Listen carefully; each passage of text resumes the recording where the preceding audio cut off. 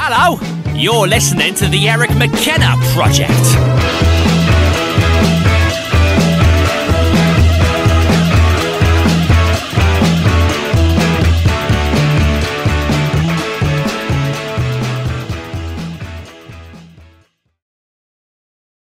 Friends, I appreciate you doing this. Thanks for having us. Good to see you all. This was one on the calendar that we had to reschedule. Yes. And I appreciate your patience with me getting it done. But when I started doing the Four Friends series, when the idea came to me, I said, wouldn't it be great to get some really, you know, some prior guests potentially that had they were deep thinkers. So. It might be boring. Like that's.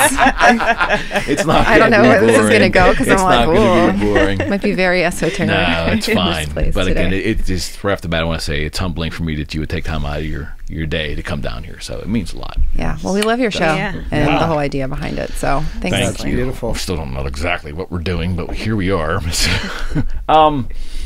I promised you I was just open this up with some things around my cranium, and feel free to take this any direction you want. Okay. I want to talk a little bit about happiness, if I could, and what it means to you. Yes, right off the bat there, buddy. I like it. It's the breathe in, slow down. Yeah. It's cool. Yeah. Because especially now, I think Rachel and I talked a little bit too about happiness and so forth. When you were in this past 18 months, 20 months is, you know, different to everybody, but the consensus is the world is definitely different now. And I think priorities for a lot of people are different, and the landscape's different. And I want to talk a little bit about that too. Do you think that overall the happiness quotient for you or the happiness goals for you may have changed, or even your interpretation of happiness? I guess my point is, what does happiness in 2021 mean to all of you? What do we do? Raise our hands? Not at all. I don't want to go first. I can do it with your hands. That's what it's for. That's what it's for. Now we got a new. Yes, there. I knew there was a reason I wanted to buy each station. Everybody has hand. I mean, I think that people's definitely, like, this time has been challenging, but every time has its challenges. So I think that in general, like when we were talking about happiness, when you look at, I always go to like Maslow's hierarchy, right? The bottom is like, my body is safe and I have food, and then it's, you know, this, that, and the other, and then self-actualization and happiness is really like the top of that triangle. So I think that especially for adults, it's like always a shifting target, right? And I don't know, I think regardless of the time, we could have not had the past 2 years and still, you know, been happy or not happy, just depending on what, you know, what's going on in our individual lives, I think. So I think it's just highly subjective, and nobody really knows what it is, but I think everybody chases it, and you get there different ways. One of the things you said in your like diatribe, thinking about that, is like you said, no one knows what it is. I don't think it happens here. It's like you feel it, you know. Like I'm in a point in my life where I feel like almost a constant flow state, and that, like, I cry several times a week out of just pure gratitude and joy of what's happening to me. Sorry. So I think it's a feeling almost, you know. I don't think we can conceptualize it up here. You know what I mean? Okay. That's because we're going to screw it up. Like there's a saying, if I'm in my head alone, I'm in a bad neighborhood. You know, so it's, I think we tear it up in here. It has to feel, like when I say I cry out of gratitude, remember the Grinch Stole Christmas? When his heart grew 3 sizes too big? Like, it's that feeling. And I have that a lot now at this point in my life, because I think I'm in the master's age, the time in my life where everything's sort of making sense, and I'm able to take this hyper creative brain and mark out a path that helps others. And that's what it is. You know, you want the meaning of life. 8 years ago I'd have given you a self-centered answer. Today it's, we're here to help each other. That's it. And if we can do that, then you feel it. That to me, yeah, I would agree with that it's a feeling. I think for me personally, I haven't felt that in a long time. So when I read the questions, I was kind of like, oh, I'm not sure how I'm going to answer any of these things because I don't feel connected. I just feel very flat and numb. And I don't know if that's a post or mid-COVID, sort of response. I mean, certainly I feel out of control in many areas. How to re-engage in the world with friends, who's comfortable being around who. I think just socially, I used to be exceptionally outgoing and loved crowds and loved being around people and sought that out. And I find myself more and more withdrawn or comfortable in like one-on-one or, this feels okay. But more than that, it's just like, what do we talk about? I don't know. Everything's just kind of boring for me. So for me, it's post-COVID world, probably with some post-cancer stuff sprinkled in, and just kind of not really knowing where I fit in. Yeah. What do you think, Eric? I knew you were going to do that to me. You're not getting away tonight. And how do you feel? How do you feel? Well, how would you define this? What do you think? I think I spent a lot of my adult life trying to figure out what was going to make me happy, to create that happy state. Like I had to somehow manifest this through things I would do, read, say, experience, whatever, and always feeling like I was coming up short. I can remember, it's kind of sad, but I remember my first, my wedding day, which was a really great day in so many regards, but expecting myself to feel a level of quote-unquote happiness that I just never got to. And it had nothing to do with my new wife or my friends or anything. I was expecting something to manifest. Like it was almost like I was producing a product to sell. It was a business transaction. I'm going to acquire my happiness, and I'm going to do this, and this, and it's going to yield this level of happiness. And I just never got that way. And I think to Scott's point, like we talked about last time you were here, about letting go and letting things, let yourself experience things without expectation. And when I started to slowly kind of have the bravery to do that, or the quote-unquote humility to do that, I think I started to feel little levels of bliss once in a while. Never enough, I don't think. It may never be enough, but that's what I think it means to me now, is being able to let go and let experience life without any expectations.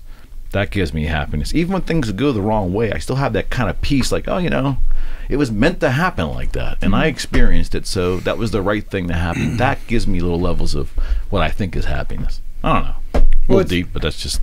that's what it's about. But I mean, with the funny thing with you saying trying to achieve these things, instantly in my head, it's like, I can't imagine what made you think that way. I mean, that's our society. All the bliss and the lovely opportunities of capitalism, we can't ignore the blood in the water. You know what I mean? Yeah, what creates that sort of, that like, well, when I get here, okay, when I get there, okay, when I get there, it's always that like, that down the road sort of happiness. Yeah. Well, it's an interesting thing too, because it's almost like you feel guilty not being happy, because and a lot of the self-help that's out there right now is kind of like, gratitude journal, and so like you're literally forced into like being like, if you're not happy and you have all the stuff, right? Because we have all the stuff, right? All the stuff in this room. It's like you're like, I'm a terrible human being, and then that totally messes up the happiness even more. Like it's too. Do you mean like we're judgy? We're expected? You saying we're putting pressure on ourselves to be happy because we have all this stuff to make us happy, but yet we don't feel it? And then that makes you a bad person. Yeah. I feel that. I felt that so acutely. I felt that. Oh my God. Like, especially with, going through treatment. Now it's like, 3 times. And it's like, oh, you had all of these extra chances. And aren't you so happy to still be here? And yes, of course I am. But like, I still have bills to pay. I still have pressures. I still have I still have emotions. I'm not... I always say, like, I'm not farting rainbows every day. If you ever figure that out, though, I will pay admission to see that happen. I definitely want to. I feel like I'm expected to, really, because it's like, oh, you've been given this, this the second opportunity. Like, what are you doing with it? Yeah. And so I feel this tremendous pressure. Which is crazy, because that's the opposite of what we we think happiness should be, but yet here we have all this pressure, Yeah, pressure to be happy. Right. Like it's backwards. You know, like do you think we've ever, as a society, laid out the definition for kids? Do you think parents talk to children about the happiness quotient in their life, besides the going to college and earning the money and getting the house and getting the white picket fence and having the 2.5 kids, all that stuff? Like, because I felt I was exposed to religion at a young age, and that was going to give me the happiness, you see. The rest of it was all expectations, that remedial stuff you got to do, but this will make you at peace. Oh, because when you said religion was supposed to make you happy, that was my exact opposite experience. Because, like, to me, religion was going to make me dead and in hell for sure. Like, I remember being like in first grade and being like, I'm totally going to hell. Like, and then first grade. Yeah, like I remember sitting, like we all went to, and we were old, like we came out of my mom really old, you know, and I remember being in first grade and being like, oh, I'm going to hell. Well, that's a wrap. Might as well do whatever you want. Right? I'm like, whatever. Like sitting, there was like a Bible corner, and I was reading the Bible, and I'm like, oh boy. So like, I don't know. I think kids actually though, like, are the best chance of having happiness. And I think, I mean, one of the ways I traditionally don't love spending time with kids and didn't have them and all this other stuff, but now, like, it's a funny thing because like hearing a little kid like just cracking up or like running around just like pretending to do whatever, like that mirth and Kinda like Scott. Yeah, kind of like Scott. Yes. I mean, like, that's like, you see it, right? Yeah. And I think like they can identify it, and teaching kids to identify emotions. Like a cool thing the other day, I had a client and her son was like crying, and he's like 3, and she's like, what's going on? He's like, I'm so frustrated. And I'm like, good job, bud. Nice. Like, you know, like making them aware, you know, like, so I don't know, maybe this generation coming up will be like different. Yeah. Because they'll be able to like label their stuff and find it. I don't know. But religion, like, if you thought religion was going to give you happiness, well, no, I think that's, envy that. I think that's what my parents raised me to believe, that was where the fulfillment part of my life was going to come, from that activity, and that didn't bring it at all. You know, maybe it wasn't presented to me right. I don't know. I'm not knocking anybody's beliefs. For me, it just I think with a lot of people, when religion is brought to them, if it doesn't resonate with them when they're younger, if they feel it's forced, I think the opposite effect happens. You know, at least it did for me. Yeah. You know, then I really start thinking about happiness, and that's when my curious brain led me to, you know, what's this Buddhism thing, and you know, and what's this? Is it Taoism? Tao. Yeah, just out of curiosity, because people are finding some kind of peace with this stuff, but I think that I'm just a weird bird, because I talk to so many of my friends that are like, you actually read that stuff on your own, like, for real? And I said, well, I'm just curious. And they're like, I'd rather watch a football game. So I mean, I didn't know. I didn't know that was just weird or bliss. But yeah. But then again, that guy watching a football game, you know, he's one of the he appears to be one of the happiest people I've ever seen in my life. So who is it for me to judge what he wants? Sure. That's a good. Okay, let me throw this out to you. One of my dearest. Hold on, before you back up. Sure. Are we moving forward? Are we changing course? No, not really. Okay, then I'll hold on. No, you please. Well, and it was a direct line of thing. You said something about happiness, and then you said something about peace. Yes, that's different. Those are different things. And then when you get into the Taoism and the Zen and the Buddhism, it's more peace than happiness. The same thing as enlightenment. That's different. I think that enlightenment isn't necessarily happiness. It's knowing everything and being okay with it. Right, which is like all seeing, all. Right. Yeah, I would guess so. Okay. Yeah. So I think peace and happiness are different. But can you have one without the other? Ooh, yeah. Good question. Yes. Yeah, I agree. Yeah.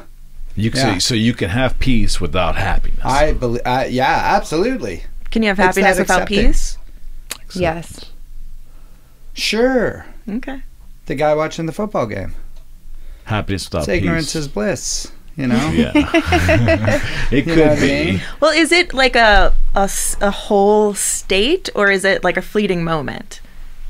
that you would have either or both of those. I'm definitely not levitating yet. So There's I'll let time. you know. Not so early in the show. I'm Save working something it for out later, today. right? We should do you remember light as a feather, stick as a board? Like instead of our fingers, we'll just stick the one. Here, you lay Would that down and still I'll work? pick you Oh up my with gosh, it. that's so great. That is so great. That's so great.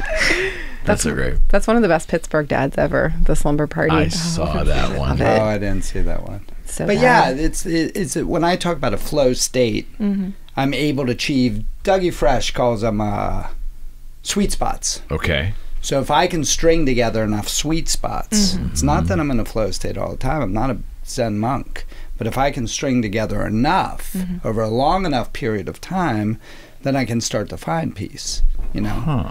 And I mean, it is like the double-edged sword with the gratitude. You know, like I get out of bed every morning and I hit my knees. I don't hit my knees because religion told me so. I hit my knees because I'm grateful that I got out of bed, Right. that and I asked for help and whatever's gonna, and I begin like the day in an act of surrender. So then when some jagoff, so Pittsburgh, cuts me off in traffic, maybe I don't lose it, you know, or the coworker that's like Okay. tipping megalomaniac, maybe I don't lose it. I grew up with a kid who I've remained friends with, which is that in itself is an accomplishment for 55 years. We've grown Yeah. up since we were probably 4. He's one of my dearest friends. I see him probably every couple months. Lives around here. Completely different individual than I in every way outside of maybe the connection of music, you know. Very humble guy. Never wanted that we can tell. Never wanted for any material possession ever in his life. Was raised by what we deemed to, you know, Coriopolis lower middle class family. Had everything he needed, but has lived a very non-materialistic life in every visible way, from like even going down to food, going down to whatever, just not really interested in showing anything for any reason outside of functionality, right? Wanting for nothing, but always the one guy's always smiling, always, you know, when you see him, and anyone you ask about him will tell you the same thing. He just always seems like that most happy-go-lucky individual, and I always took it for granted until a couple years ago, and I just was like, you know, I looked at him, I said, man, you're always happy. He goes, I'm not always happy. He says, I just don't probably have the same concerns that you do. You know, my things that are concerning to me that could make me unhappy is probably different than what you're dealing with. But I always found it fascinating to me that there was a person right in front of me that was very connected to me, but lived in a way that was so non-materialistic, way beyond what I was comfortable living in. And I just found that to be beautiful. The older I've become, I look at that as being beautiful, but very fascinating for a long time because I didn't understand it. Well, he escaped it.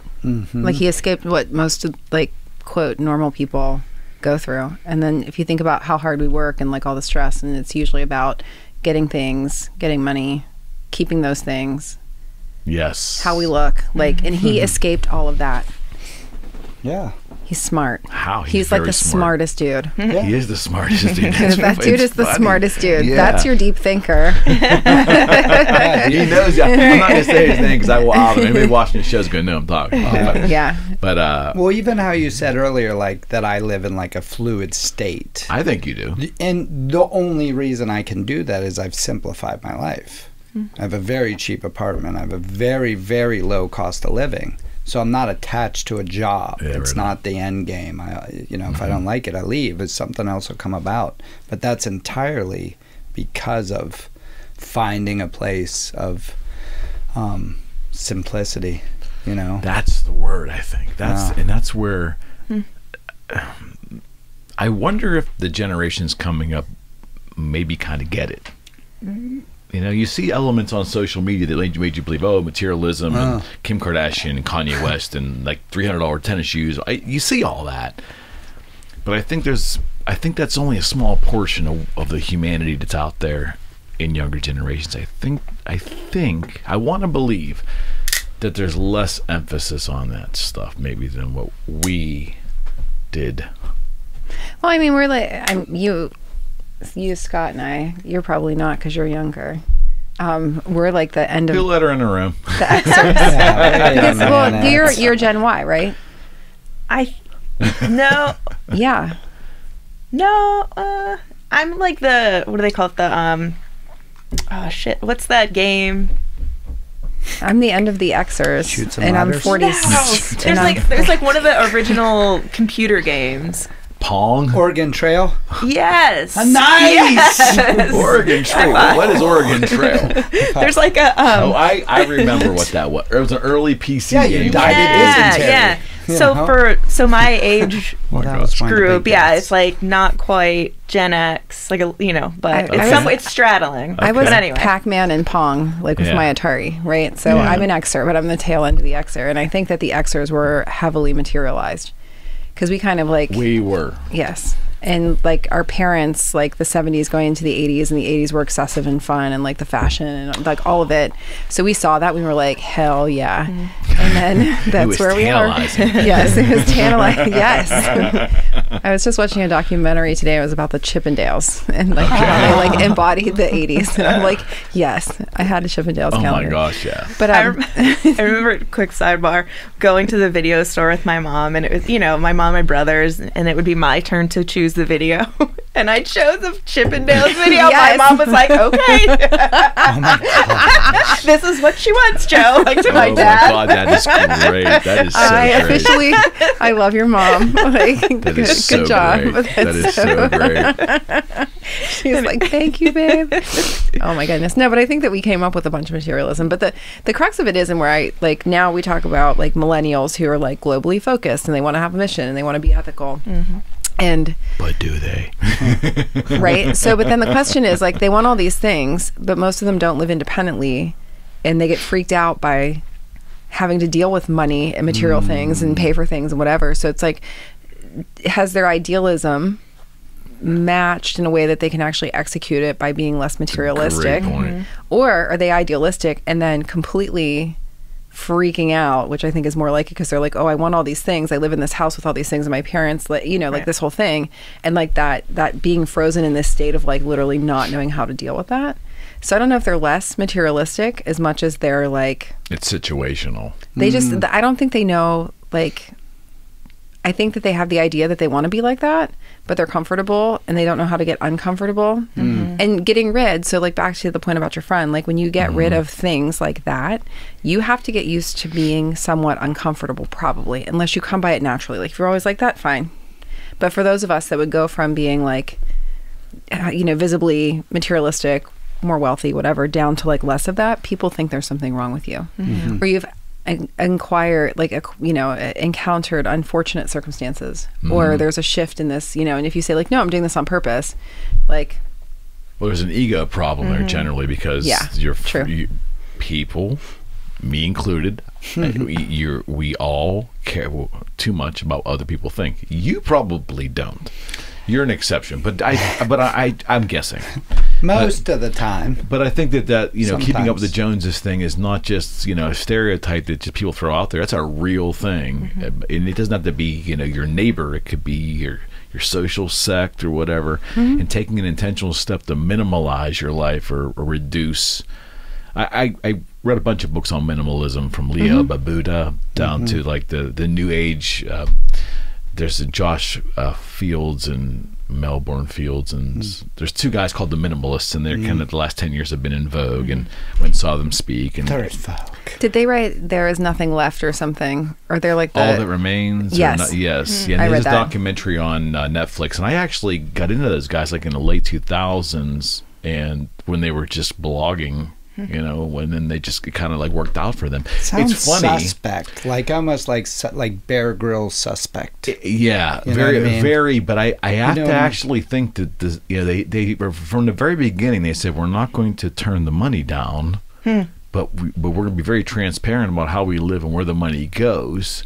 So if our that's part movement of it. creates a money stream, we're going to utilize it, but we're not going to be proposing we're going to live one way. In reality, we're not. So they have it pretty transparent about good. That's cool. And one doesn't even carry a cell phone, like any kind of phone. Nice. Right? So they're, but through watching their stories, listening to their stories, I've always yearned for that, but probably not enough to actually do it. You know, uncomfortable, like Shannon said. Yeah, well, it's like that because I remember reading that, and then there was something about where like people like they would basically strive to own not more than 50 items at one time. That was a thing for a while. Yeah, and I was like, holy. They could carry it in the backpack. Yeah. Does that remember? count? Does each shoe count as one item? And the shoelaces. No, no, I don't know. I mean, I don't know that, but I think like your vehicle might be an item, and your house might be an item, and your, but it, like when you even just look at your wardrobe, like I remember like it was the year like I went on a clothes diet where like I'm not buying anything, and it was actually a really good exercise, but I was like, oh what happened in the end? Nothing. I broke up with my habit of shopping because I was bored. Okay. Yeah. And like I would just use what I have, and I actually was really proud of myself at the end of it, and I haven't done it since because I haven't had the discipline to do it, because you have to be disciplined. No doubt. And it just and now with online stuff, like it's so easy to be like, I need that, I need Amazon that. is a drug. Yeah. Oh, don't. Yeah, don't until like nobody has what you need and somebody can ship it to you, and like The I know. next day. I'm still sick about it. Remember I when- finally got on it, and I'm sick about it. You don't like it? I hate it. And you hate it for a reason. Well, just what we're talking about. So even For when excess? you say Because it creates excess? yes, I don't want any of the things I have. Okay. You know what I mean? Like pretty even when heavy. you say like I don't want them, I enjoy them. Like even when you say like you probably don't care what people think, like mostly no. Yeah, but there's I always mean, some but that, when yeah. we're talking about like you hear, I think it was Steve Jobs and other people said they had like certain clothes and that was it. And I've thought about like if I'm real into Alan Watts at a certain time, I'm like I'm just gonna get a black gi and I'm going the world. All I wear is a black gi, black shoes. That's it. No, I love hats and I love shoes and I love jackets and I haven't been able to move to that. But yeah, I knew Amazon I didn't want because I have an addictive nature. Sure. You know, and when you can just go, whoop, that's so bad. I ordered new J hooks for my rack the other day because the first set of J hooks I got folded down. Okay. And then I bought another set which actually came in a set of 4, and they don't fold down, and it bugged me forever. So one day I'm on Amazon ordering books, cocktail books for work, and I see the J hooks that fold down, and I just swiped right. It's what Speaking it is. Now I have twice as many J hooks as I do kayaks. And that's the thing. Everything Speaking of is so swiping right. expensive. Oh, no. This is about shopping. Well, I mean, it's Men shopping. Swipe right. Swipe right. Swipe left. I remember, I called Rachel because I had ordered. Rachel has these bubbles that you blow up. They're like these raspberries that you get inside. What? Yeah. Why haven't But we you get toys. inside them? You get in them and then you like bounce off of each other and roll around, and they look really fun. So Okay. and I can see you doing that. yeah, there's actually a definitely see you video doing which is that. in slow motion. It's so when you want to be happy, watch that, because like literally it's so weird. But anyway, so I wanted them, and I think thought at we some were friends. point I had cocktails and I like ordered these bubbles, but I forgot, and then they came to my house like months later my God, because they that's came from hysterical. wherever, and I was like, Rachel, did you buy me bubbles? And she's like, no, That is I absolutely bought myself hysterical. bubbles and forgot. That is absolutely hysterical. And then I felt bad. I was like, I shouldn't have spent it. It was like $25, something like that. I was like, oh my God, I can't believe I did that. But that's my Amazon the situation. It's too easy to buy. It's Like, too easy. bad to when buy. you're Oh. forgetting all Yeah. the things that you've purchased. I'll blame it on Oh, that. And you I wanna get do that. depressed? Go. Here's something that'll depress you. No, Wanna get depressed? don't. No. Wait, what? No, stop. No, I gotta tell you because this is fantastic. Okay, listen. Anyone in the room Go and back. watching, I'm going to Well, counter it this won't with matter something for really you. good. It won't matter for Well, you. but what about all them? What about these two? I think there's a pragmatic nature to it. You Okay. can learn from this. All right, Okay. cool. Just simply go back and look at your prior orders from 17, 18, 19, and 20 on Amazon. Let them scroll through month by month. Oh my. Oh, I happened to put the studio together in 19 here, so every day there was a bulb. So it's just terrifying to go back and look at just the excess of stuff coming every day. But you like it, and it's cool. Yeah, there's a purpose. I think there was a purpose to all that. But my point was there was always stuff coming, and you can get used to having that. Well, it's an addictive component to that. Yeah, in the discussion about happiness, like our phones, all these apps, Amazon, whatever. It's just this constant dopamine hit, right? And we're just getting flooded with that. Well, even So the good. Amazon, like, Yeah. I mean, come on. Immediacy. Give it to me. Give it to me. I have have it. talked to my therapist a bunch lately, especially about I have an addiction to freaking Tinder. Like, Wow. I do. It's awful. God, I gave that up I like keep 7 months I'm ago. like, I'm so and I'll happy. delete my account or turn it off, and then I'll be bored, and I'm like, well.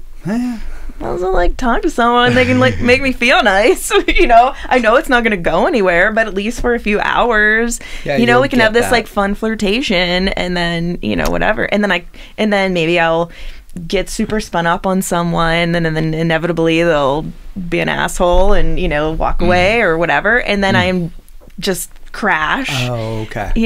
But yeah, I really, it's bad. Dopamine hit. Well, I mean, I remember I hadn't dated like online, which is weird because I don't know how I escaped that, but I did. And Lucky. but I know.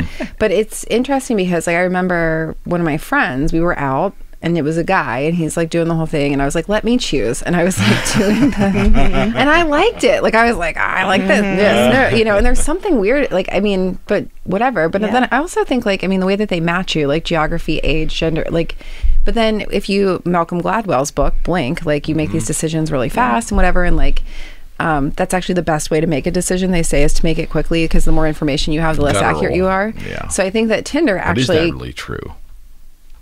I don't know. I remember they did like an ER test where they gave doctors like 3 bits of information Okay. and then like 30 bits of information. And the ones that had 3 were better diagnosticians and they had Interesting. better outcomes than the group that had all the info because it just like polluted the thought process. Yeah. They're Okay. like, just get it. Right. Okay. So I feel like Tinder actually probably, in some respects, if that's true, is a better choice than like eHarmony where they like match you on all of your values. Right. So That's a whole nother show. I know. But then what happens is, like We me, can go you just there. wind up, like, you match with someone, and then you're like, I don't even want. So I have, like, literally, I just told my therapist this morning, I have like 988 matches currently, What? and I was like, when I get to 1,000, I'm deleting it, and I'm done. Oh my She was gosh. like, can we break this down a little bit? Well, it was funny because one of the things I was going to ask, because I'd like to, I thankfully, with the help of friends, got off those like 7 months ago or something like that. And oh my gosh, it feels so much Yeah. better.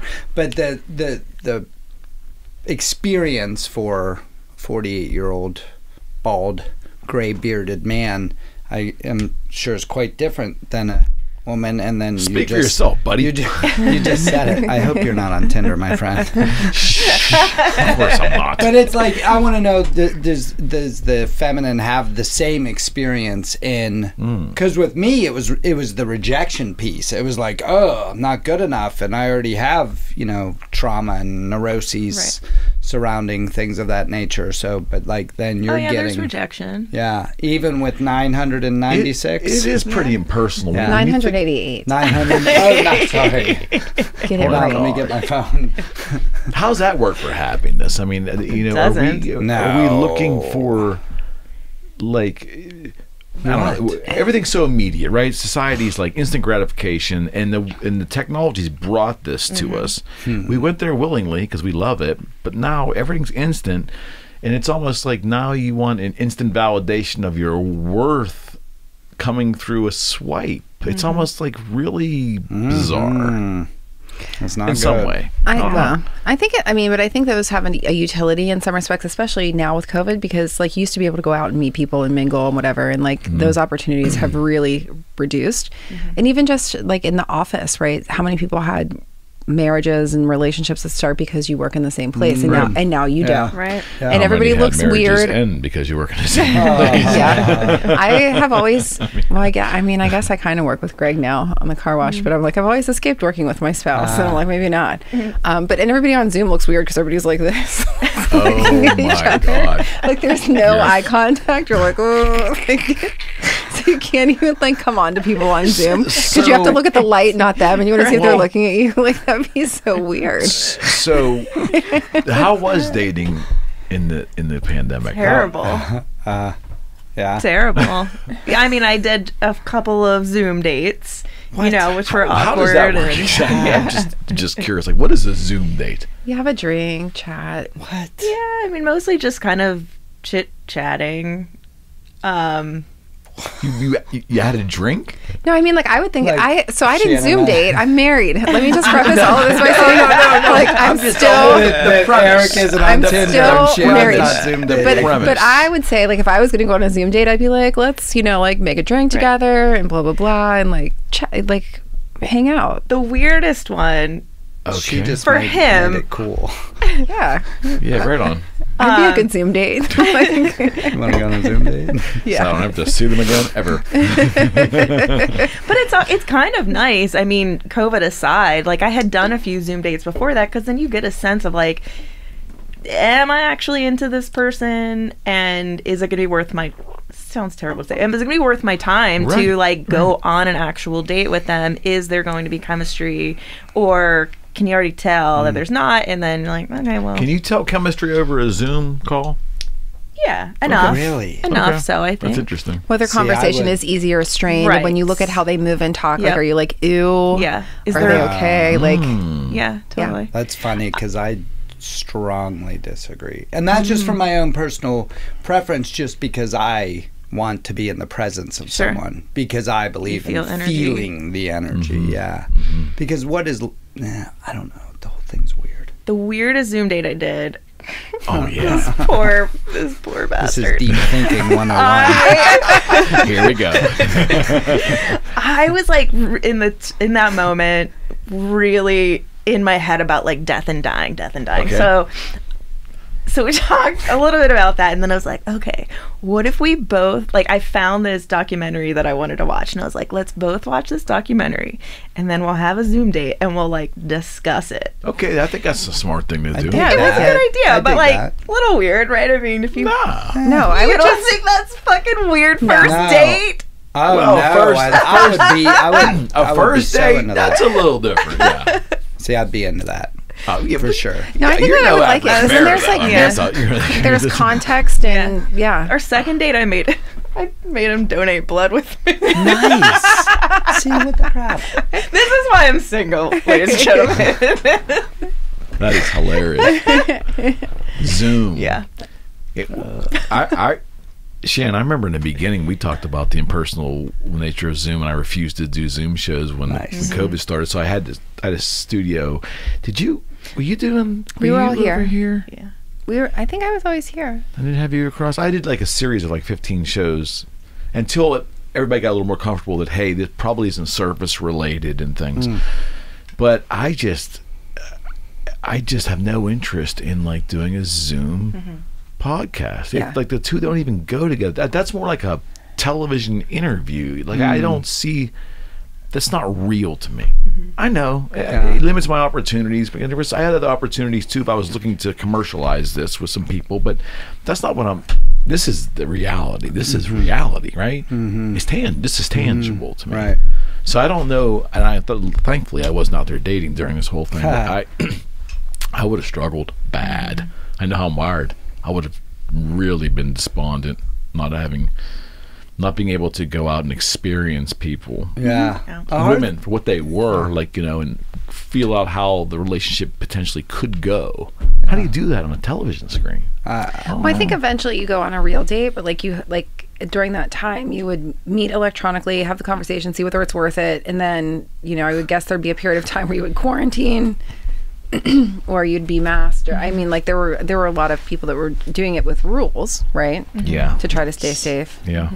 But Did yeah, you go on walks with people? Like, did you? Walks? Lots of walks. Was it? That's beautiful. Yeah, I don't think anything wrong they with were that. nice. But again, the difference. So not for all bald men, but is it worth my time to very lovely women? I'm like, come on, how come no one's swiping right? So it's like not having. I think this is like an important with the the difference of our experience to not that you're on it, but 988 matches, and I'm like, well, I mean, I think I don't know if it's harder for men or not, because like women. But I'm not saying harder, different. Mm-hmm. Different. Yeah, different. I don't know. I just feel like physicality, like for me, physicality is like the least of my concerns, right? Like I'm totally a personality person and whatever. So like I would be more like I would see you and I would think, he is going to be interesting. And you're not a meathead, right? But I think like a lot of dudes that are like the traditional, like the haircut, the meathead, they're going to be like, yeah, right? But I would probably, yeah. I mean, well, he was cute in that movie.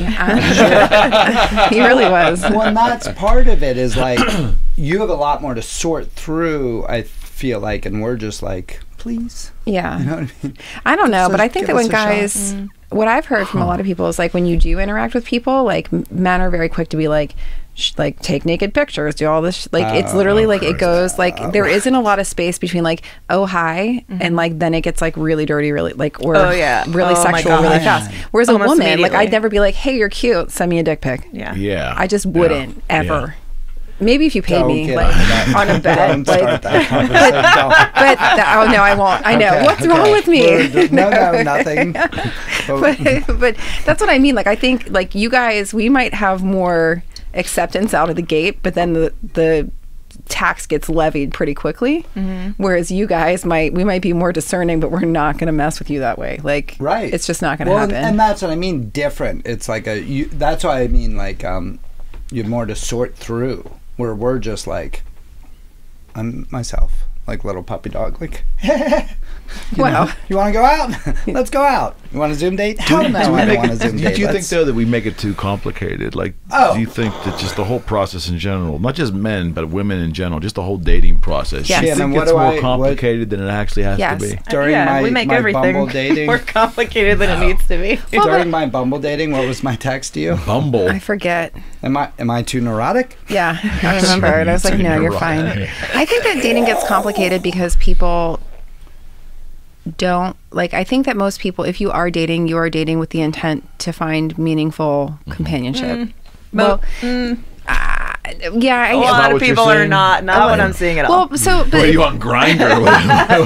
No, but are they really not, or is it like people just do that because they don't want to ask for what they really want, right? People afraid to be honest. Yeah, or just say like that they're looking for a relationship, or like how many people want to get married? Like say they want to get married and aren't married. But if you're like, I want to get married, you know, people are like, oh no, you know, because then you're too serious, right? So instead, they like mess around and waste time, right? So many rules. Instead of just being intentional in whatever it is, like whether it's casual, like I'm intentionally casual, I really, and they mean it, right?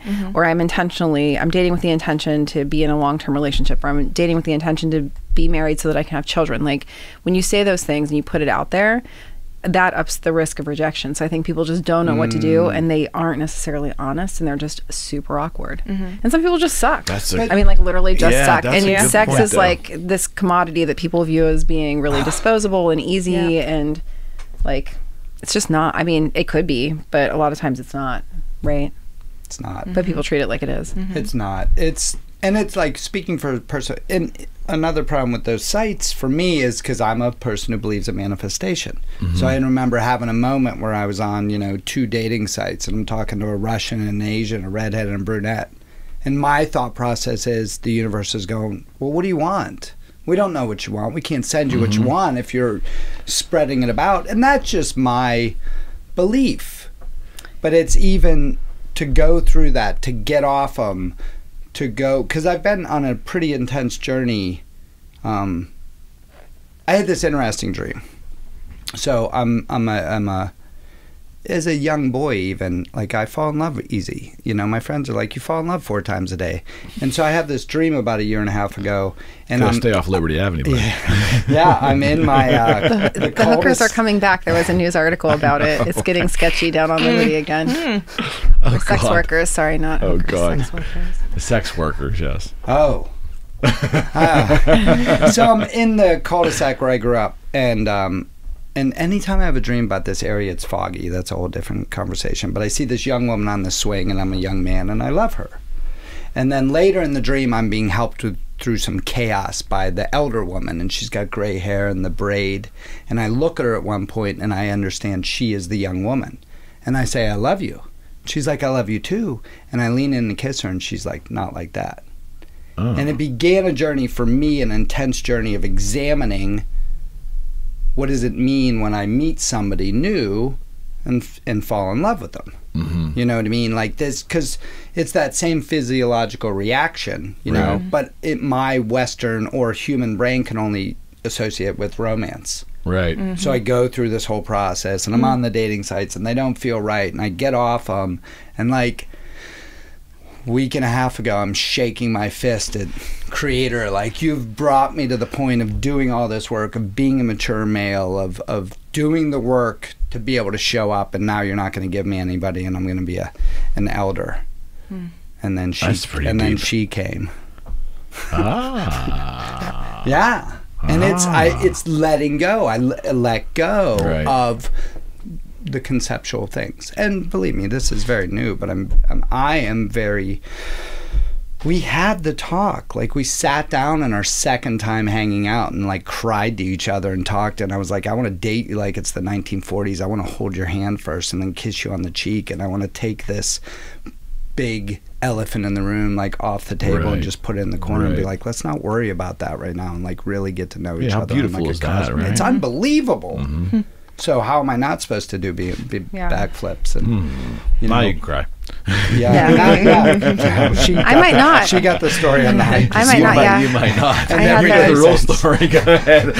Here we go. No, but it sort of lends itself to the conversation about, like, the reality. Like, when you're doing stuff electronically, like, is it real? Is it not real? Like, is our reality, like, you're talking about our reality is this, but, like, is that equally real, but just a different way? And are we becoming, because we're becoming so much more electronically connected, like, is that ultimately, like, going to be more real than what we have here? Because this is not going to be so accessible as people get more nervous about other people, or, like, you know, you go from, like, loving crowds to, like, not, or, you know, I feel like whenever, you know, I absolutely love people, but then being withdrawn from people, like, getting back into re-peopling, I was like, ugh. Re-peopling. That's such a good point. Re-peopling. Such a good point. So, but, like, and I feel like a lot of us are more progressive in that space than some other people are. You know, I still have friends that, like, literally just are like, nope, work from home, not leaving the house, whatever. I'll go out to, like, do that. I know. So I would how hate much it. of that is lingering fear and justifiable lingering fear of the disease, and how much of that is, like you just mentioned, people not ready to re-people because they found some kind of comfort in being alone? Deconditioned, right. Yeah. I think it's probably 25% germs and 75% conditioning. That's scary. Yeah, I would agree with Well, that. yeah, That's because scary. My science is correct. Rachel vouches for me. Quote those numbers. 25 and 75% fear of peopling. Peopling, that's good. Even one of the things we opened up in the first time we talked was about the, like, not the evil plan, but the evil plan. The, like, because when Shannon's saying that, I'm like, oh, this is all organized. Because you look at, I can't remember what it was. It might have been the Johan Hari TED Talk on Everything You Know About Addiction. I think he says something about, like, as our social group or tribe gets smaller, the size of our house gets larger. Or there was some direct correlation to, like, separating from humans, and then you know, there's something along those lines. But that, like, I hear that type of thing, and I'm like, well, that's designed. That's a design. It seems like things are designed. I mean, you almost. I found my brain. I don't want to go down those conspiracy holes. I don't want to. But I find myself going. It's things sometimes just look too convenient. You know, and how can it not? Because we've all been overanalyzing everything the past 18 months. How could we not? Because we've had all this time on our hands, being alone often, or being with the same people. And that's I don't think overall has been very healthy. I think skepticism is healthy. Yes. Skepticism leads to discovery, right? And questioning leads to discovery, whether it's science or life or anything. So when we lose skepticism and we lose questioning, I think that's where we get into a dangerous space. So question away. Question and everything. Away.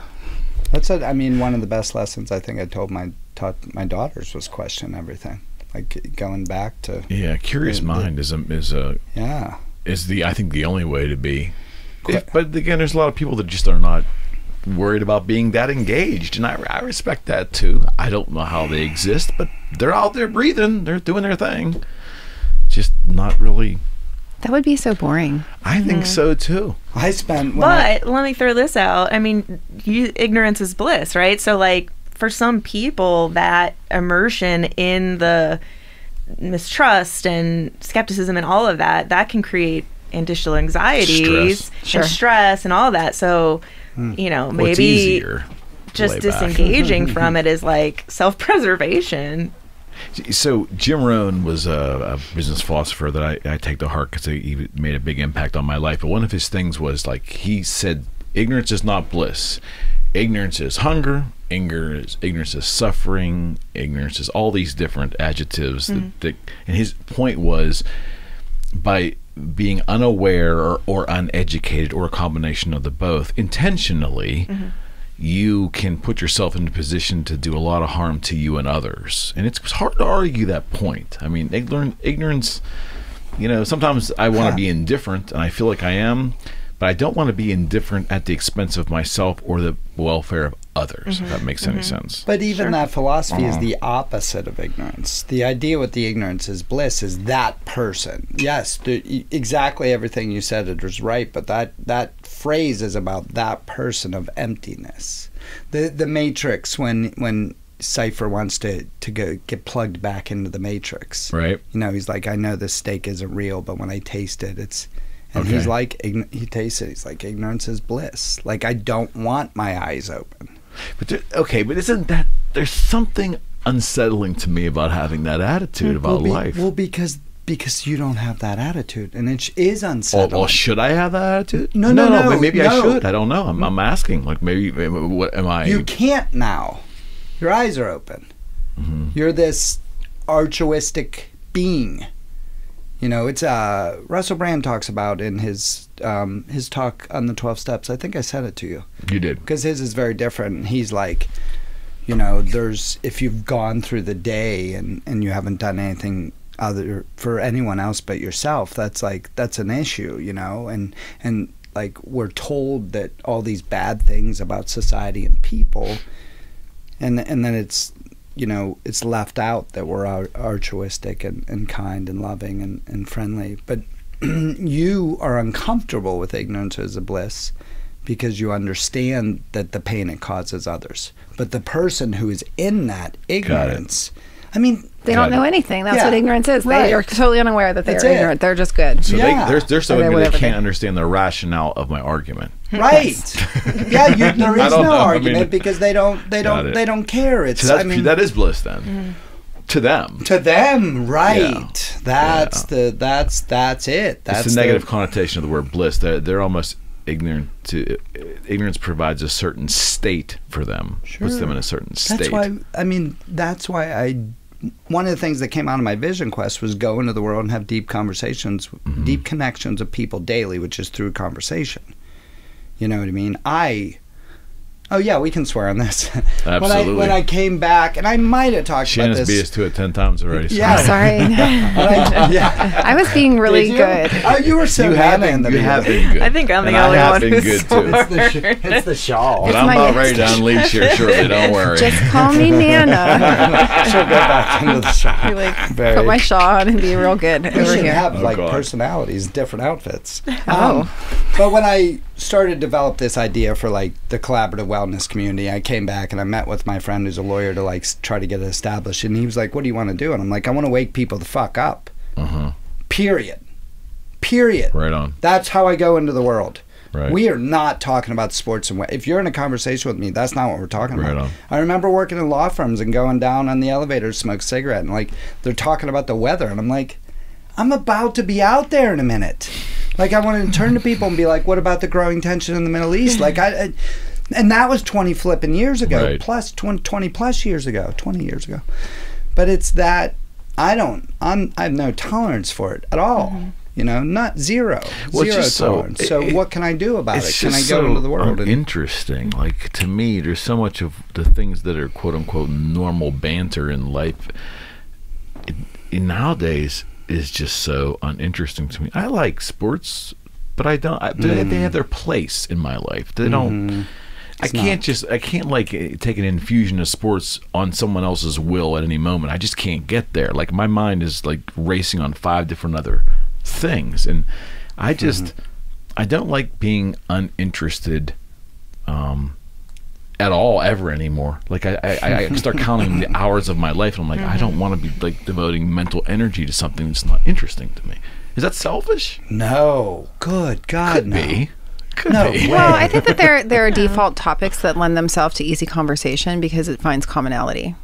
Like when you like learn how to network, it's like, well, what brings you here tonight? Yeah. You know, you ask the questions or whatever, and so it's easy to say like, what about the weather? What about the sport? Like, you know, it's like it's a cheap way to find commonality and at least like spark it. No, I feel like it should be like, 100%. how did your mother hurt you? Yes. Like, there's commonality in that, right? Exactly. Your mom did not hurt you. We need to Your write new mom. rules, right? We need to write new rules, Your mom Rachel. let you get the Chippendales, so I don't give a shit what else she did. No, I'm just kidding. She burned the brownies, but she had the It's always Chippendales the tape. mom thrown under the bus. Like, Yeah. I'm gonna throw some dads under the bus. My dad's an angel. Yes. My dad is sad that he's not here tonight. Chuck. Chuck. Hi, that's- Chuck. Hi, Chuck. You're next. But that's it. That's it. Like when I meet young people, a lot of times, and very usually early on in the conversation, I'll be like, "How are you going to change the world? Like, let's go." Man, And anyone that meets me, they know that's what they're. Well, they don't know. Well, let that's me ask what this they're question. in If for. that's how you are with young people, I'm sure knowing you've done that plenty of times to young people. What's the general consensus you're hearing? You know what's beautiful, unbelievable, and this is post-COVID, and these I believe we need more stories about the beauty that is coming out of this situation, and that's what I'm seeing more of. And maybe it's I'm surrounded by creatives, or maybe it's just the way I interact. But the answer that I'm getting a lot more lately is I'm going to fix myself. Like, you want to talk about crying, man? First person that said that to me, I was just like, you got it. Well done. Like, cheers, 21-year-old. But how? Yeah. I think they have a plan if they say it. You know what I mean? Okay. Like, I don't think I think if you're conscious of, hey, I need to do this, I think that I hope. Maybe that's it. I hope. And that's the answer that's coming, but it could be. It could be. You think people are doing it actually? Because I've seen the opposite happen during COVID. I think people have fallen off a cliff with vices or with a number of things. I think that there's been an opportunity, I think, for everyone to re-examine. I'm sure some have, but I think, you know, I think fear played into that, sedentary lifestyle played into it, but I think... Well, you don't even have to get dressed. Like, I mean, literally, like, you don't even have to get dressed. Like, there's minimal accountability to commitments.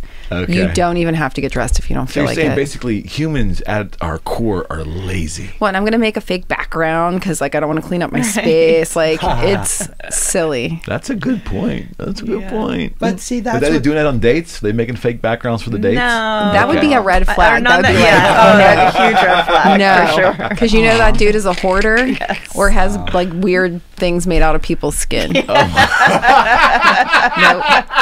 That would be Well, that's like a dark turn red all of a sudden. flag. No, it's a red flag. It's a red what's your flag. red flag? I'm sure 5 Look at of how Shannon's my looking at 1,000 Rachel. matches have that. Oh my God. 5,000 now? No. I said Wait a I'm minute, sure that quick. at least 5 Oh, of 5. the 988 I'm matches telling you, man, have a skin suit somewhere. One of my favorite stories ever was back when MySpace started, and I work next to a giant eagle, and the kid, there's a guy that's worked there for forever, and he's a trip. And there was this, who's the little white guy, R2D2 and C3PO, Yes. R2D2, right? Yeah. There was a Star Wars movie, and the R2D2 had like ice and Coca-Cola in it or something. It was like a special display. And he's talking to me about it, and he's like, blah, blah, and he's like, I was on MySpace, and this girl, like, blah, blah, blah, and there was a picture. She put a picture of herself going to the bathroom on her MySpace, and, like, that was, like, his match, like, and, like, he was, like, there was something about the R2D2, like, I think she was, like, a Star Wars fan, and, like, he was, like, all about it, and, like, and he was just, like, I'm not doing that. I'm just like, all right, man.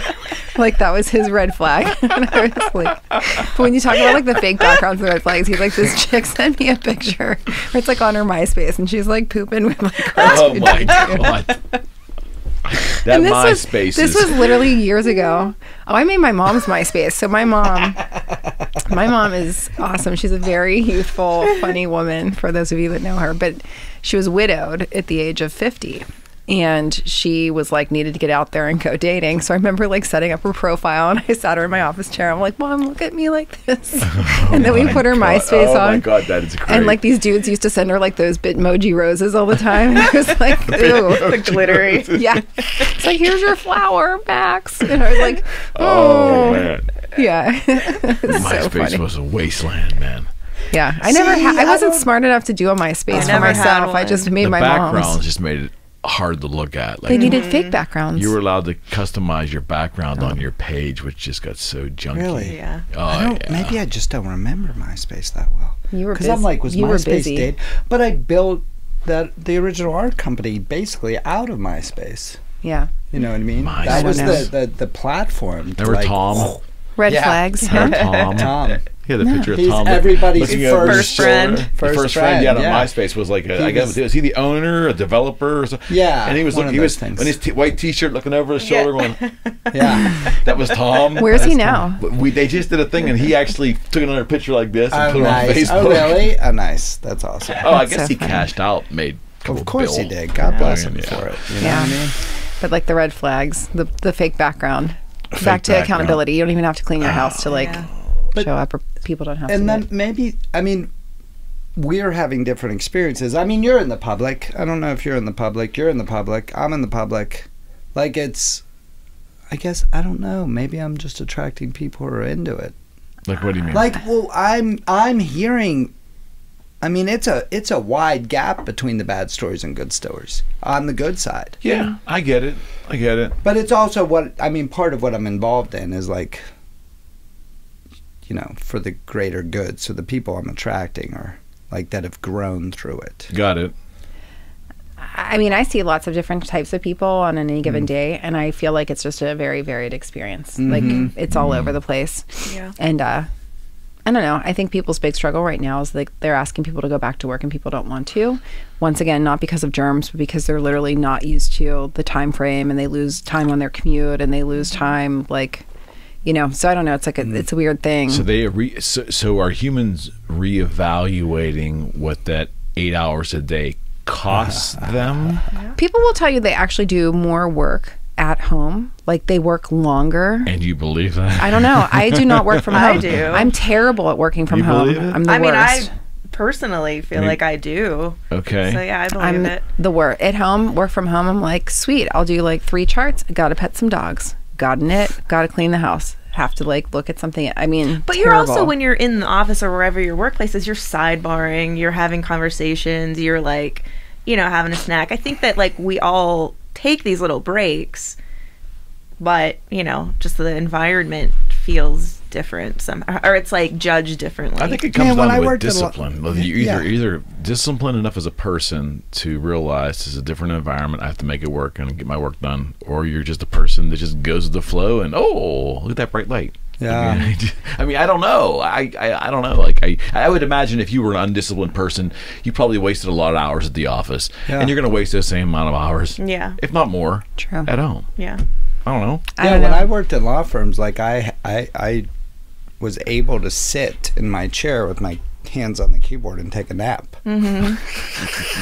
You know, like That's I a hell of a perfected skill it. to have. Oh, it was awesome. And then somebody walk in and would be like, GHKL, do it. You know what I mean? Sleeping But- with your eyes open is Yeah. an amazing thing. yeah, no, my eyes were closed because I'd position so my back was to the door. Oh, man. Yeah, he's not a dummy. He's got No. it set up right. I was like, oh, that's all He you're had- going to pay me? he Well, had- that's going to enable me a nap. He had something rigged up in there. No, just like this. You want to So- see me do it? So you- I'm a little tired. if he doesn't say anything for a couple minutes, you know something else is funny's going on over there. Well, anytime I don't say anything for a couple minutes, you know something funny's going on. I don't know. I just really have this, and again, I'm not in management, thank God, and I'm not in a position where someone's managing me either. So thank God. But I would think it would be hard to manage people in an organization now, you know, small or large, being that so many are remote. You know, it's got to be a different environment. It has to be. Yeah. I don't know. I was thankful that I always just got to keep going to work. You know, and I consider myself highly disciplined, but I guess it's like situational because I probably am like the opposite ends of the spectrum, like highly disciplined and completely wild. Like no in Everything between. went south after Tiger King, man. I love it. Oh my God. So, Is that cat still in jail? Yes, he's still in jail and he has cancer. It's really sad. Oh, really? And his one husband married a lady. His one husband, he had multiple husbands, right? Yeah, he had 2 husbands, but the first husband, the blonde husband, married a lady now.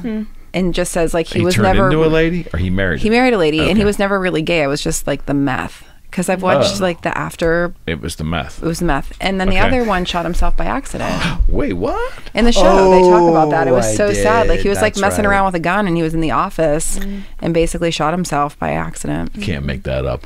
No, the kid that was in cannot the make that office, like that's like one of the sadder parts of the show where he is like sitting there. But I'm making Jeremy, so my long-suffering younger brother, the Tiger King, like Saf and some of the other people from Tiger King are doing like a tour.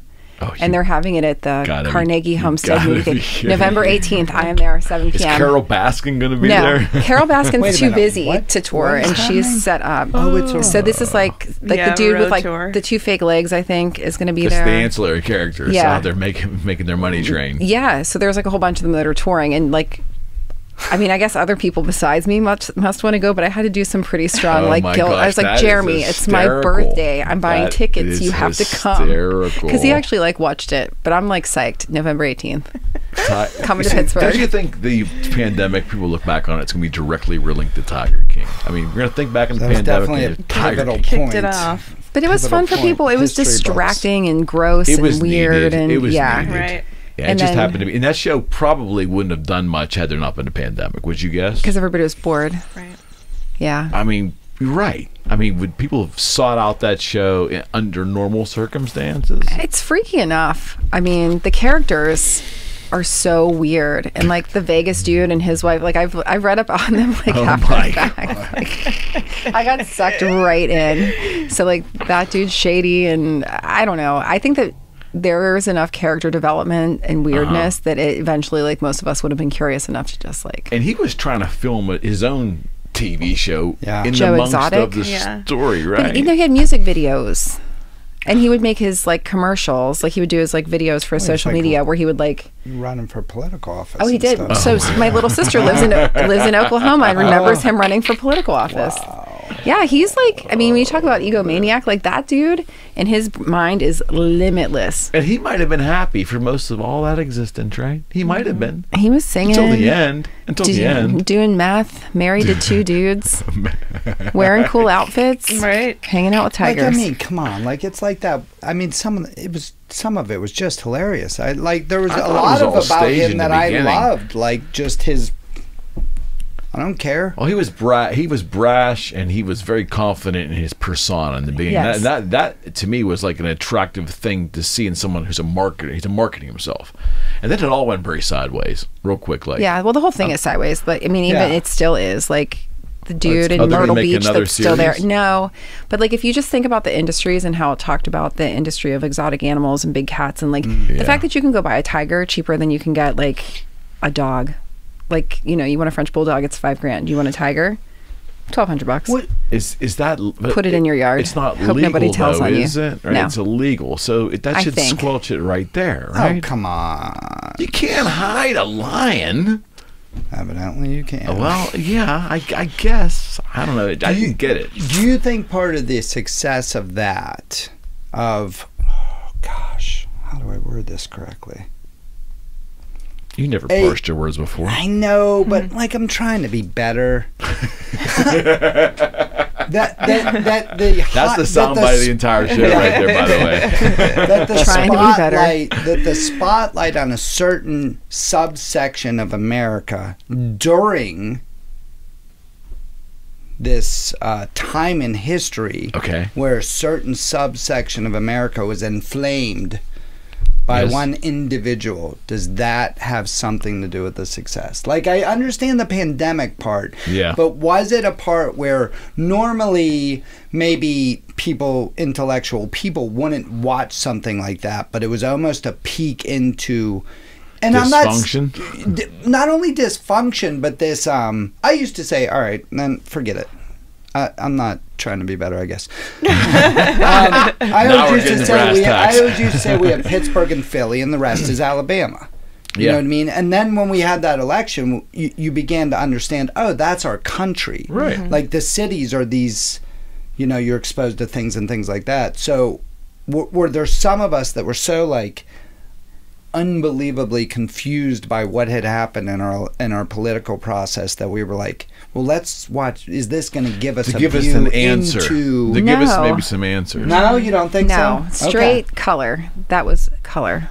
Huh. Like how you have like play-by-play in color. Yeah. It was not like it was literally just straight weird. Yeah. Oh, it's I weird. think. Right. Yeah. I love weird.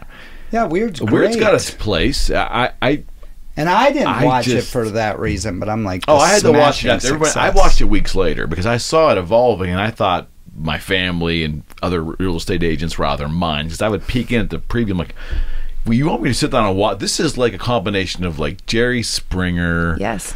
Combination of like the Trailer Park Boys and like 3 other things. Me and a friend watched it, and then gosh, I wish I knew the name of it. There's some other documentary that pre-existed this about this West Virginia family that is like, I know what you're talking about. Yes. Yes. Wonderful, the wacky world, wonderful world of was it whites or something? Yep. Yeah, And that was pretty horrifying. We watched Tiger King and then watched that. Oh yeah, that's not a great reflection of mountain life at all.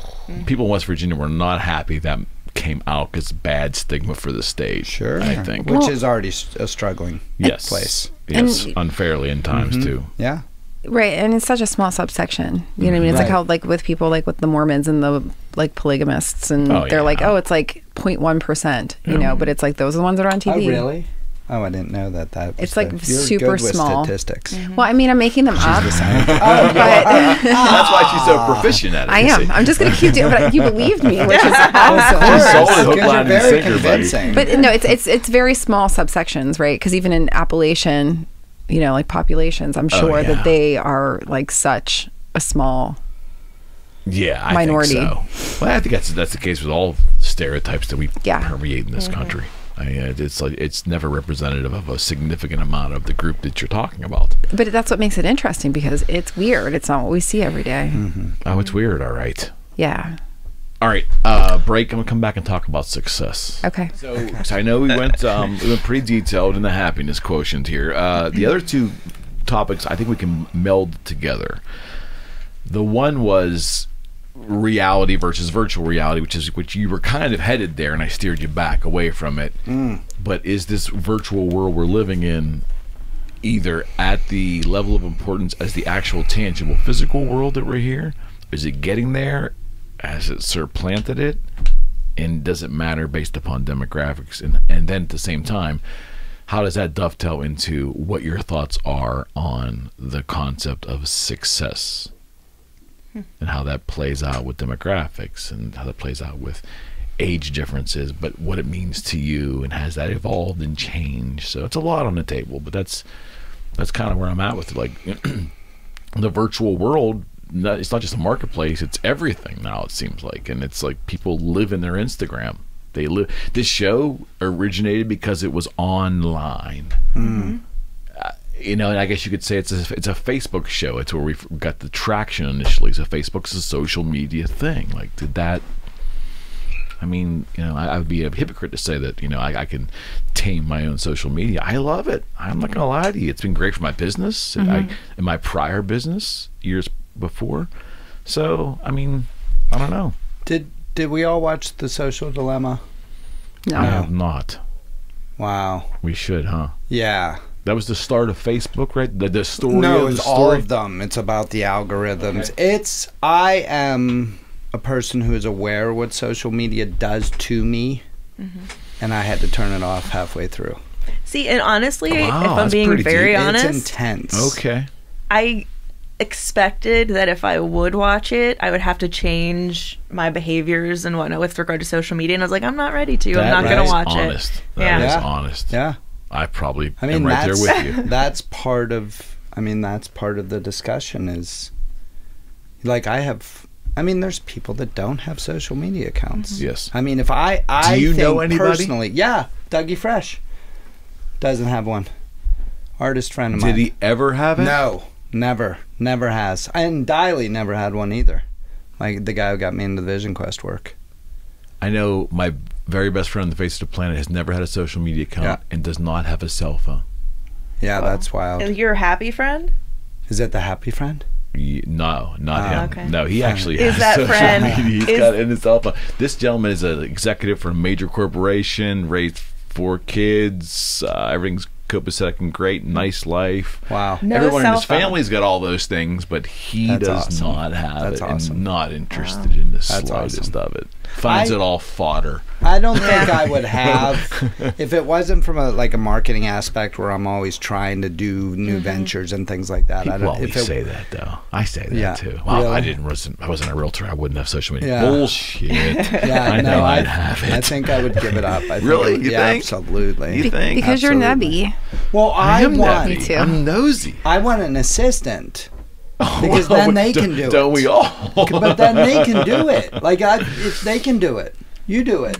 You know, curiosity. You just No, because I go into the world and I get it all. In I the like world. seeing people's dogs and their vacations Yeah. and their dinners and their happiness and Yeah. like my I kid do went to too. homecoming and like I love I do that. too. Yeah. And they aren't people like I wouldn't necessarily think like some of them like they would never send me those like pictures in a text, right? Yeah. So Like, what do you mean? Yeah. like Oh, they would never like- just like would you be normally like share that. like they're because it's so their reach is bigger, right? But you kind of put it out there because you're like, hey, I have this thing to share, happy, sad, blah blah blah, whatever, groups, things like that. And I think like in a way there's a utility for that, for commonality and reinforcement, and like it feels good, especially for happy things. Like it feels good, and like people are like just like I'm having a great hair day, and I'm like, good for you, like Yeah. hell yeah. Yeah. Get it. Some of Like us can't enjoy speak it. to that, but You're I having, don't know what that means. You're having a great eyebrow day. Yeah, they're not too great today. Your teeth are nice. Like you gotta go. They're still there. That's right. Best money can pay for. Best smile money can buy. But whatever, like people's stuff. I like And it. I think Yeah. for me, I mean, it's been a great tool for like support. Yeah, Sure. big time. And, Well, that's a big part and of your it's story. easy No for doubt. me to sometimes want to isolate myself and staying engaged with social media. It's like I'm very honest and real with my story and my feelings, good or bad, and the feedback I've been given is that is very relatable. And oftentimes it's therapeutic for me to write and to share, and then it's just incredible because then people will respond at like, thank you, I needed this. And I'm like, how rewarding wow. is that? Right? Yeah. Your work is beautiful in that space. Thank you. Honestly, like I've always said that. I'm like the whole before it was even organized. Like you have a gift for that. Yeah. So her work is truly beautiful. For me, for my business, I'm always like, I feel like I need to have like special effects and confetti guns and like all this stuff. And I'm literally like talking about like, hey, does your back hurt? I can probably help you. Like you can't, that's not fun. Like it's literally the worst. Got a headache? Feel bad. Oh. Come get it. But it's hard to be I struggle to be creative with what I do with it. But I really love it when other people are.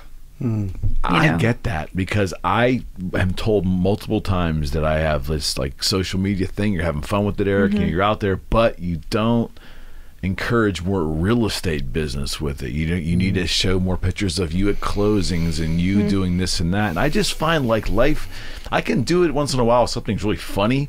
Like I go in, I see something hysterical. I I want love to share when you that. Yeah, me But I mean, too. but I That's don't my wanna do it, favorite. like, blatantly all the time. Hey, every day. Call me for. I don't. I'm not comfortable with it. I'm just not. Well, I think people will respond to that. Like that's part of what Maybe. happens. I mean, whether it's in social media is another tool to communicate, right? And people will use it different ways, but ultimately the people that are ready for you will find you, I even think though you're sometimes right. it's hard to like just wait for that to happen, especially if you're like driven. You're like, want to find the people that need me, want to help them, want to do whatever. But like in a way, like it's just one more avenue for people to respond to that because, some people wouldn't like you the same if you did something that was unnatural for you. 100%. Right. So I guess the tool is to just like be natural and just let it ride. And that's the thing. I mean, as we've just discovered, and everyone uses it or doesn't use it differently, right? And goes to it for different things, or shuns it completely. And so then the idea of like anyone using it, it's like, ugh, I don't want to be involved with that person. So just like, use it how it works for you, and then it'll reach those that are ready for you. Similar. Yeah, it's funny. I just realized that you can, and I don't want to say my mood, but you can tell what I'm personally involved in based on my social media. Oh yeah. Yeah, because it'll ramp up. All right. You know what I mean? It'll be if I'm on something.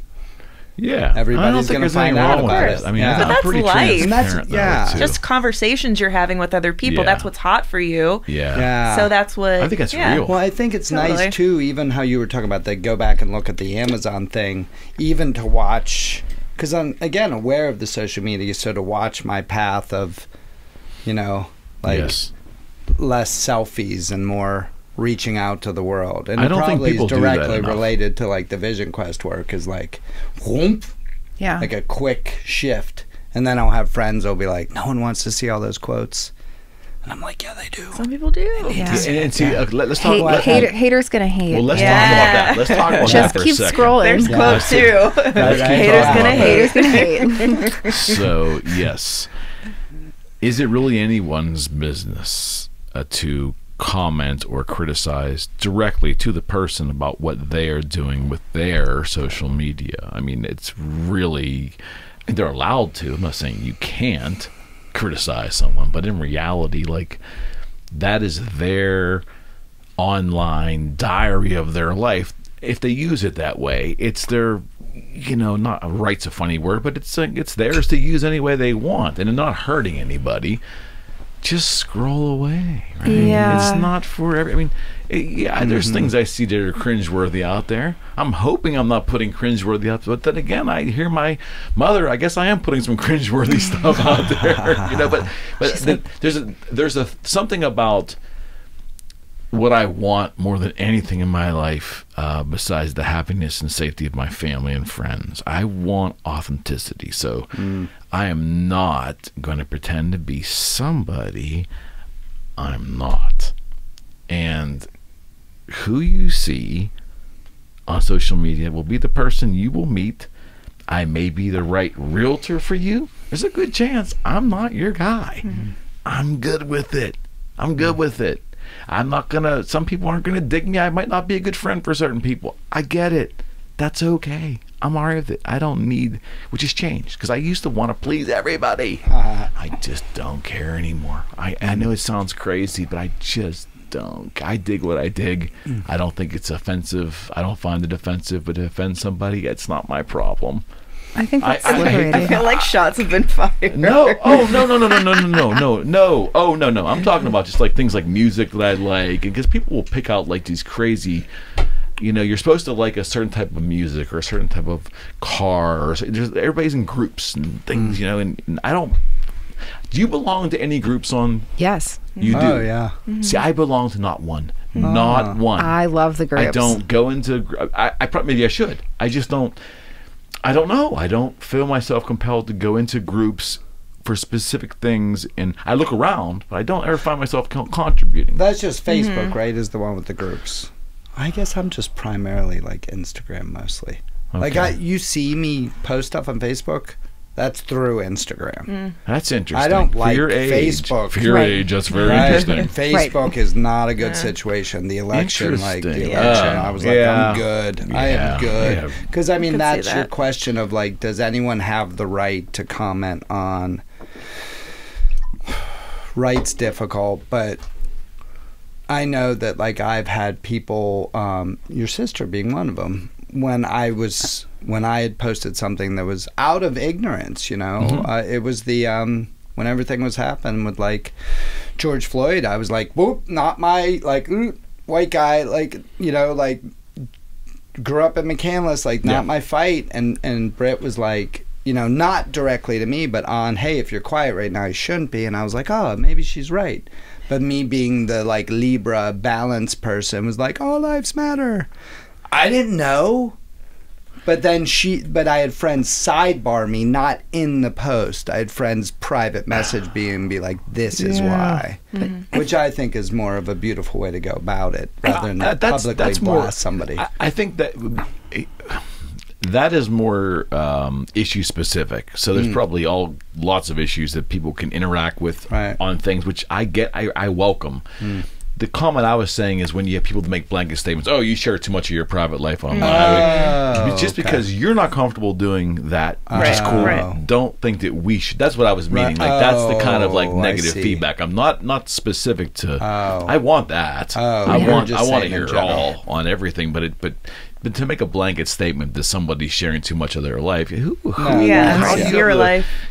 Come on. I mean, but I think, if you put it out there, you have to know, like, I believe strongly in freedom of speech. So, like, you put it out there, so they have the right to say something. You get to decide whether you care or not. Correct. Yeah. And if it's really bad, just you can, like, basically blank it out. You have controls, right? Correct. Oh, you have to have thick skin too. If you're going to be a public person, you have to be able to have it. You have to decide if you care. They can say whatever they want. Do I care? But they can also scroll by. That's true. That is true. But back to like being authentic. What if you just made up somebody who like it's your fake social media and it was like this whole well-developed personality? Oh man, like Robert the Plant. I thought about doing that. Remember Robert the Plant? That was on The Office? No, that was me. Oh, that was you. I developed, so my little brother had this plant in the hallway. And like, so we would bring it in and like, he got so mad.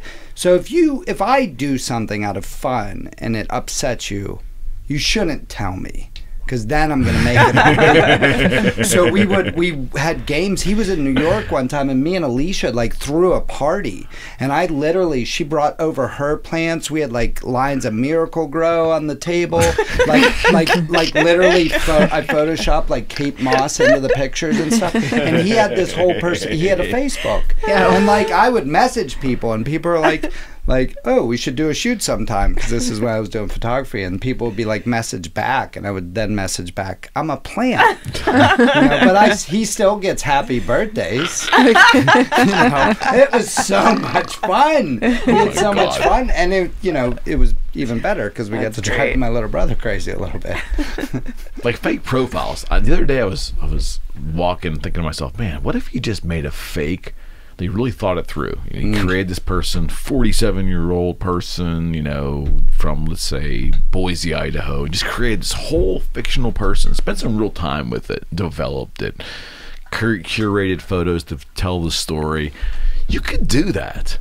I find it And hard you to can't believe tell that me that's nobody not has. being done. Well, I think that's how people scam you. Like when this dude, like hot dude from Russia, wants to like talk to me, like So, with no friends. no Like, friends. He just wants $15,000. Yeah. He promises he'll pay you in 2 months $25,000. He's Yeah. got one picture. He's like, I am a marine biologist. Like he looks like a Chippendale, Right. But he's like literally from the other side of the world, but speaks mostly perfect English. I don't know. Norwegian. He types mostly perfect English. I don't know. So I think people do. People also do fake profiles to like I had a ex-employee who made one the one time to leave a really shitty review. And like, I've heard or you have of people that. that cyber stalk people that way, which is bad. Yeah. So it can be really destructive. So don't really do it. Robert the Plant, sure. Yeah, that was a whole fun. real Yes. person, not so much. I guarantee people do that. Like when you say that, I'm like, oh, that's happening. That's absolutely so where I think that happens a lot from prior shows that I've been on, where like when someone just admitted that they created spoof accounts on Instagram. I guess Instagram's ripe for that. Is that right? Is that right? Yep. I don't know. I guess I guess with Facebook, they're more involved to actually create a whole profile, but on Instagram, it's pretty. I'm Insta impaired. I'm like, It's so much easier, and you can kind of sort through. To me, you can sort through what. Is that what you like Instagram better than Facebook? I do. I like Instagram a good bit because There's you more- can like decide what it is, the content. You know, because when I started Instagram, I think. Well, I didn't know what to do when I started it, but a buddy of mine, like, all of a sudden started posting, like, really positive stuff, and I remember, like, rolling up to him at, like, a meeting, and he was, like, just, like, in this, like, and I was like, what happened to you? And he went and had this experience in the desert in Arizona and climbed this mountain and was huffing and puffing and, like, put his arms up on this rock and the wind's hitting him in the face, and he turned to the right and somebody was up there like, doo, and he was like, changed my life. Okay. And so he started to like positively insert himself through social media to take something that a lot of times can be negative. I like what you had to say about the positive things and like seeing that sort of stuff, but a lot of times social media can be bad, and he's like, well, I'm going to use this as good, and it changed the way I approach social media. So Instagram, like, you know, I'll cover recovery accounts or spiritual accounts, or, you know, things that are like that are going to help me. If I'm going to be on this thing, I don't want a bunch of BS. You know, like I tried the like TikTok thing, like my friend and my daughter got me to like do the TikTok. But You're no not matter 12. what I know, right? And you if can't dance the TikTok. no, I'm very bad. If you watch any of my TikToks, I'm very bad You're at the it. pap now. Talking about Nana life over here. You're a pap. Oh yeah. But with like Do you TikTok, dance on there? No, mine. There's like 6 videos, and it's like they're ridiculous. I don't know how to work it. I want an assistant because it can be a useful tool. But even in scrolling through TikTok, no matter what I try to create as my algorithm, there are scantily clad ladies will pop up in your thing no matter what. Like it's just this odd. It is Instagram. It's like if I'm following those things, other things don't pop up. I'm not going to randomly get a thing. Right. Whereas TikTok, you know, you're on the feed and it just can be. And I've tried. Like when I opened it up, it was all Star Wars content. That's what I was going for. Okay. And then all of a sudden it's like, boom, I'm like, whoa, what? I didn't order that. You know, and it's a different sort of. Well, like, Instagram's more visual, right? As opposed it's to all like, pictures. I can Yeah. go to Facebook and I can like express my blather. Yes. Well, you can. I mean, there's still like the comments, or you know, yeah. the whatever Okay. caption. Yeah. Okay. So I just want to talk real quick about like fake accounts. So for me, and I don't know if you have similar with your like business account versus your personal, but like now I have 2, right? Okay. Like my name, but then also this like Basemetrical, which is kind of Right. documenting my Right. cancer journey and et cetera, Right. et cetera. And I have found very true, right, and authentic in both feeds, but I definitely have noticed that different aspects of my personality are showcased more. And it's like, for me personally, it feels like it is an outlet, right, where I can, maybe on my personal one, like I don't want to share this part of this side of myself with people who are like family, you know, or whatever. But in this account that no one really knows like my name or whatever, it's like a little bit more free. Okay. And Okay. I get you know, that. so there's like I can just it's just So like, I need an anonymous account. yeah. You can make your content. You self-filter your content Right. into different buckets. Yeah. Yeah. And I do too. I mean, like my personal page is mostly like dogs and cats and you know, Right. my grandma, and then Right. my work page is not that. Yeah. See, I struggle with that from it's, you know, I had the Adventures of Recovery page, and that's what my Instagram was, and I'm doing, and then I'm at the trip, and all of a sudden I'm posting pictures of alcohol, and I'm like, And I think we had the discussion, like, how do I do this? What do I do? Do I, you know, and that's a difficult one for me, because like, then what do you have? Right now I have 2 Instagram accounts because it's like relaunching the art situation. So Yeah. I'm like, well, I need So a let me ask separate a one, broad and that's question. exhausting. Is that now, because I do it too? I got Yeah. multiple social media accounts. I have one personal account, and I have other projects. But on this new website that's being developed right now for me, the whole purpose of this website is to unify. So at ericmckenna.com, there'll be, when you go there, there'll be my realtor at the forefront. Then there'll be the podcast. Then it'll be the history of Boogie Street guitars and so forth, and what we did. Nice. And then a place to write. And then a contact. And that's it. There's 5 things. But the idea is to have one. I feel too spread out, and I need to be unified to the point where this is me. Take it or leave it. This is who I am. Right. And I want that branded. It's a terrible word to use. It throws a commercial bent to it. But in terms of people knowing me for realty work, whatever, Right. I want them to see this is all of me. Yeah. If you're getting me, you're getting. If you're not comfortable with the rest of this, I'm sorry, this is just who I am. So Right. I think I want to unify. It's a little risky, maybe, because I don't bring other aspects of my life to the realty table. but I'm not going to hide it easy. Like, case in point, I had a new client. They didn't know I did this because I don't talk about it. They stumble upon the show 3 months into working with me. The wife thought it was fantastic. The husband didn't like it at all. That's fine. I welcome the feedback. I didn't lose the business from it, but the husband thought that I should have disclosed that at the beginning, and I didn't. I never saw how it rubbed, and I don't use it. This is a commercial venture, so I just politely said I didn't know it was important, but I am the same person. I wouldn't run for anything that I do, but I'm out there doing this. But it's a passion project. It's not my vocation. But I realized right away, you know what? Is there a way to unify this? And that's what I'm trying to do now. But on social media, how do you really do that? There really isn't a way to do that. You can't really unify. You would just run one everything. account. I don't even think you're and stick it all under there. Permitted to do it, like, and you're capped at like your connectivity at 5,000 on a personal account. I think. I don't know. I just think it's your site. I don't know. Your site sounds like. Well, I mean, really, and because you're okay with everything being in the same space and you don't need to feel that separation, I actually think it's really cool because it's like you're curating an archive of your life. I think that's what I want. And right, it's an archival thing, and because you're not necessarily using it for a purpose, it is literally like, here it is in a collection. And then if you're blogging next to it, it becomes very personal, and because you're allowing people, I mean, so you're fine with everybody seeing that, then it's like literally an archival history of your I like the way you worded that. Self. That's what I was trying to do. I couldn't get the words for it, but that's exactly what I and I just felt I was too spread out, trying to compartmentalize, and even to the point where if someone contacted me for the show, I wanted it coming through this email as opposed to this one, and it's like, you know what, this is who I am. Just contact me. And life got so much simpler once I started doing it. Like, wow, let me just clean all this up. I have like 8 emails. It's hard for me to. I'm just not that organized. Man. I mean, I want to be, but I'm just. So speaking of vocations and all that, success.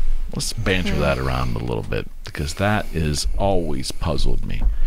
That word in general. It's a really messed up word because it is so. Let me just use this. I believe that is one of the most misused words in American language. It's very subjective. Yeah. But because, like, you think it's misused because, like, I need context.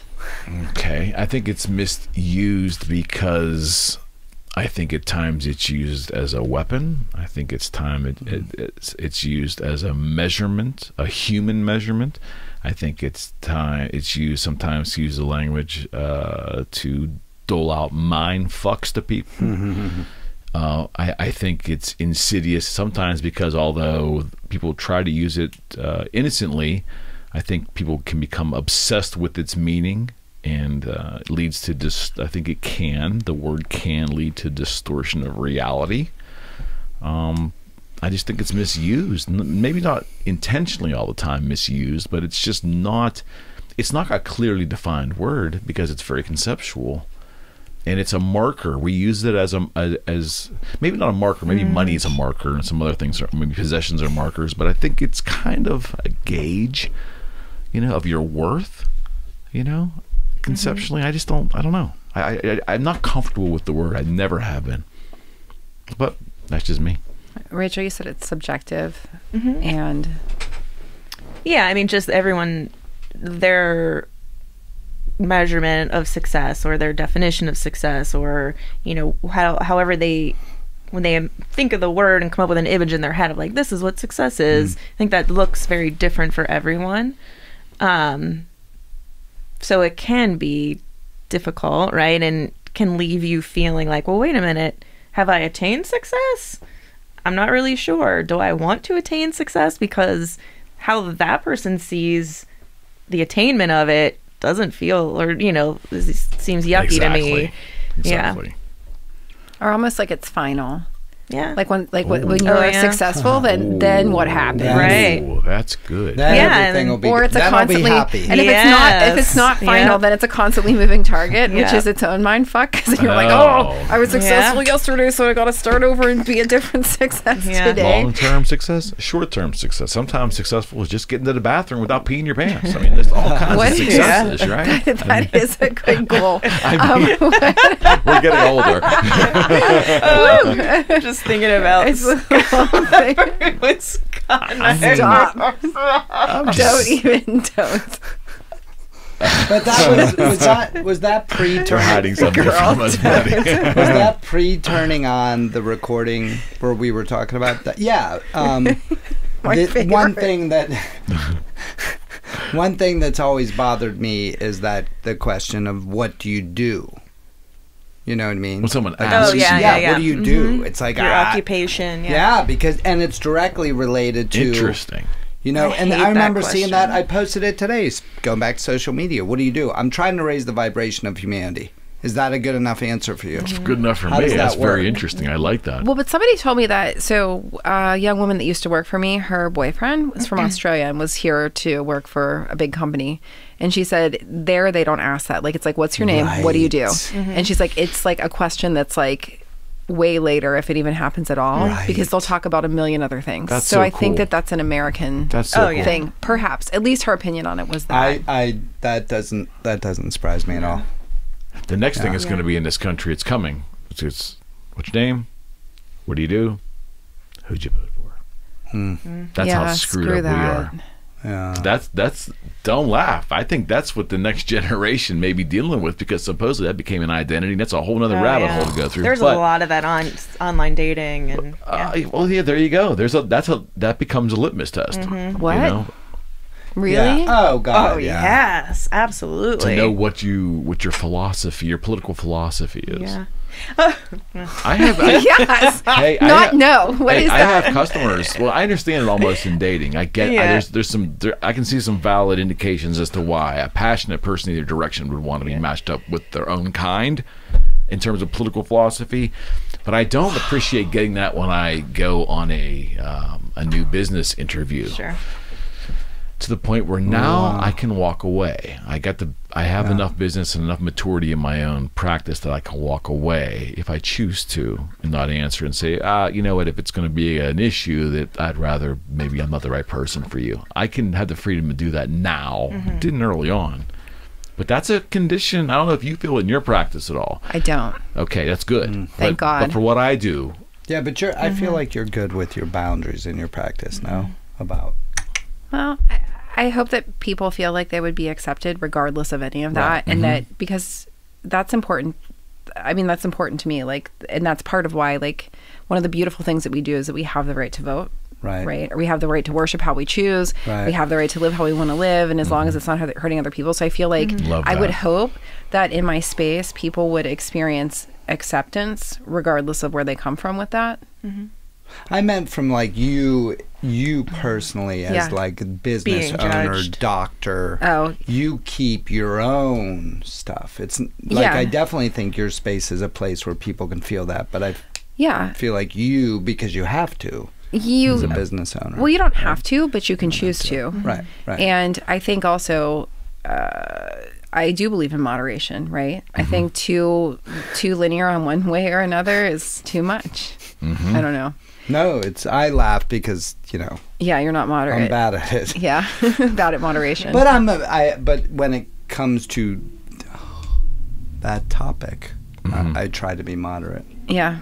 I'm trying to be more moderate. I think most people generally probably are, if they ever did some really serious self-introspection. Yes. Most voters are probably really kind of somewhere in the center, but a lot of them don't want to admit that. But that's, that's... Well, again, the evil plan is to tip left and right, to separation. I want to know what your exclamation of glee was over there that we got. So... match with this guy. She went woo, and then she said no, and I was like, not no. I'm glad That's you caught not a that. no. I'm glad you caught Glee. that. It was just something. It just this is a reminded great me of a story. funny story. So I matched with this guy on Tinder. We had exchanged whatever, and then we're like, okay, let's meet in real life. how's this, you know, so we set a day. And then he was like, well, before we meet, I want to ask you, what are your political leanings? And so I put like a left arrow, and he said, well, and so my big thing with dating and in my profile was whatever, like just effort. Like, I'm so, you know, just make marginal effort to, you know, engage with me and whatever. And so he said, well, you know, well, I'm conservative, and like Dr. Michael Savage is my personal hero or something like this. God, okay. Which, like, red flag in and of, just to have a personal hero for me is like, ugh. So I was like, well, what could have been, huh? And then I just said, like, might as well save ourselves some time. Good answer. We might as well save ourselves some time and just, like, you know, all the best. And he wrote back and was like, well, I'm still willing to put in the effort if you are. And I was like, well, now this feels like a challenge. So I've never been one to run from a challenge. So fuck it. Let's, Sunday, you know, whatever, we'll meet there. And so then he said 11 o'clock, and he writes back and says, how about 2 o'clock? I'll be at church until 1. And then he said, or if you want, if you want to make an adventure date, I'm like going out in the shooting range. Oh God. Wait, I gotta like dust off my like AK-15 or something, whatever. And I just wrote back and I was like, I concede, I can't do this. This will never work. Exactly. Like, I'll step away from this challenge. He broke your will. And I was just like, bye. Like, best of luck. Take care. It was guns. It's like too much. Like, my body physically was like, no. It was a personal hero, guns, and God. And Rachel's like, no. Can't do it. I can't do it. But it was the trifecta. It'll never work. It'll never You were work. like, I got better things to do this Sunday. Like, I'm going to chill at home. But all of that, do you think when you go through something like that, do you think, what in the hell was he doing? Is he in ignorance or bliss? Or is that some sort of like psychological, right? Like, how subservient can I make her? You know, you see what I'm saying? Some kind of delusion going on there, like, to be honest with you. And what, in this quick period of time, what is she willing to do? And so, right. I hate that. I know, that's what I'm saying.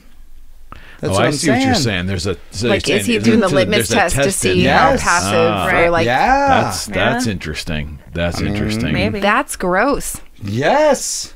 I can't. Yeah. That's some diabolical stuff. So right well there. done on That's some avoiding those diabolical- red flags. Yeah. And his So a little, well all right, with the off lotion. topic. Okay, so do you believe generally that opposites may attract, but generally never work? Because that's what I believe. I think opposites attract thing is I think that is a invitation to a lifetime of misery, because commonality is the foundation of relationships, right? Especially on the most philosophical, shared values. Yes, right? Foundational values. I think they have to be intact, even if you live very different lives. I think you can you can attract an opposite, live very differently in the world, and navigate the world and perceive it different ways, but your foundational values need to be the same, or else you're gonna She always articulates my thoughts so much better than you'll me. never. I'll be your assistant as long as I don't have to Instagram. This one needs his Instagram assistant.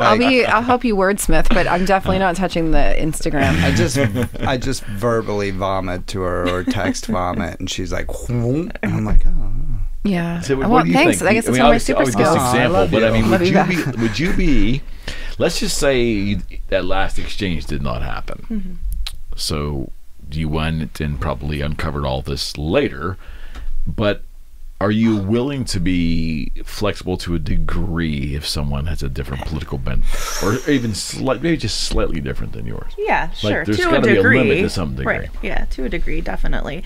And I think that's, maturity. Like, I'm 10 years ago or whatever in my dating, like, absolutely not. Like, it has to be, like, all these things have to line up or whatever. And I'm unwilling to accept whatever. But I think in my current state, right, I'm far more accepting of just people as people and the fact that people are different from me. And I'm never going to find anyone that's 100% identical. And so, like, I mean, and I guess it's sort of, I struggle with the, like, well, where's the line between settling and accepting? And I don't know, I'm still figuring that out.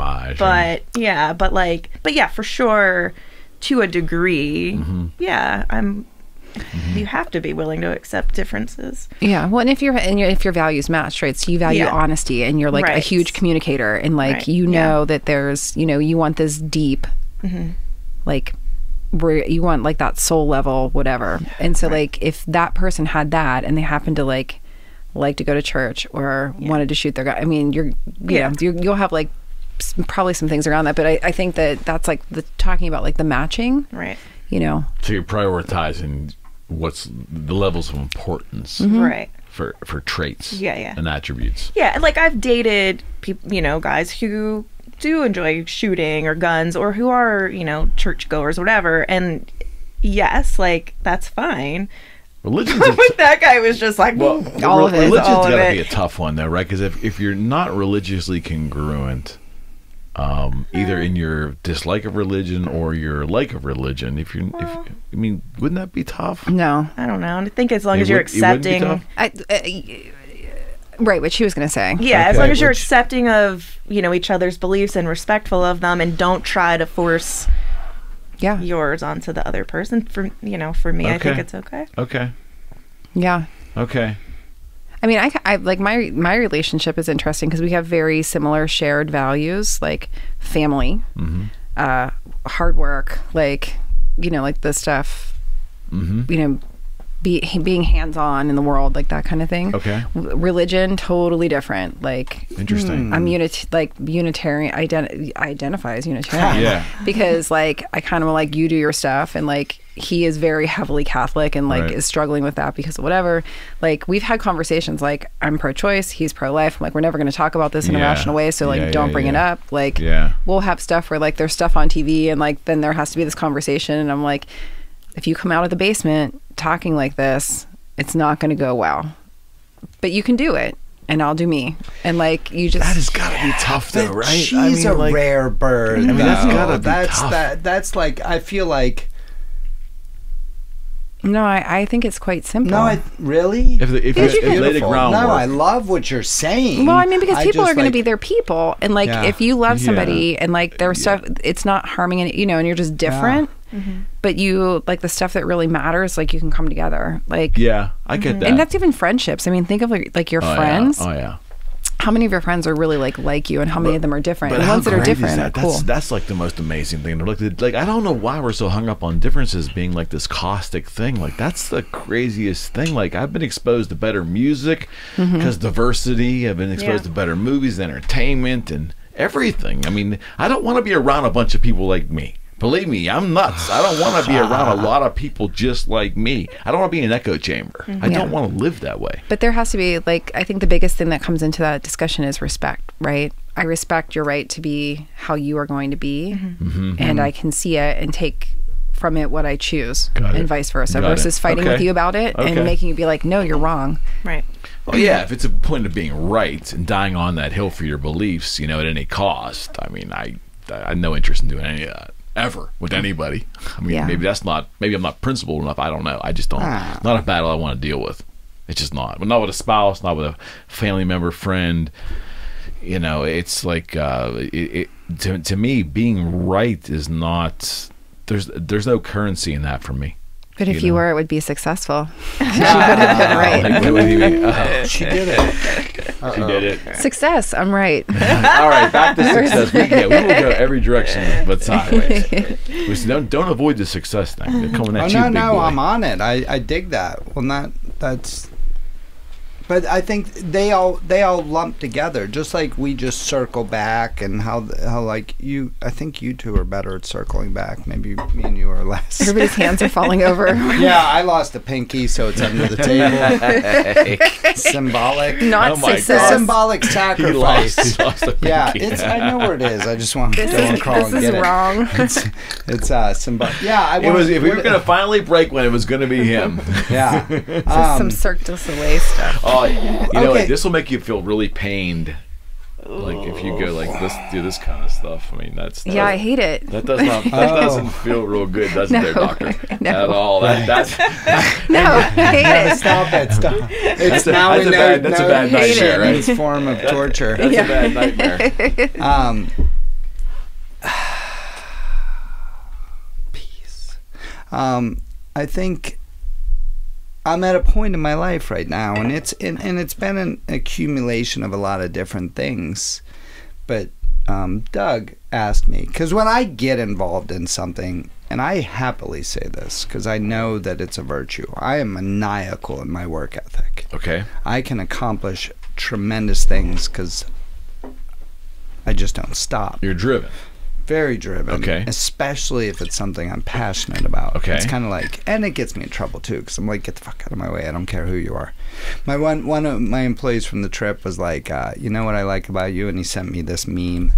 It's like the dude from Peaky Blinders. It's like, walk like the king, or you don't give a fuck who the king is. And I'm like, yeah, man, that's like such a beautiful compliment.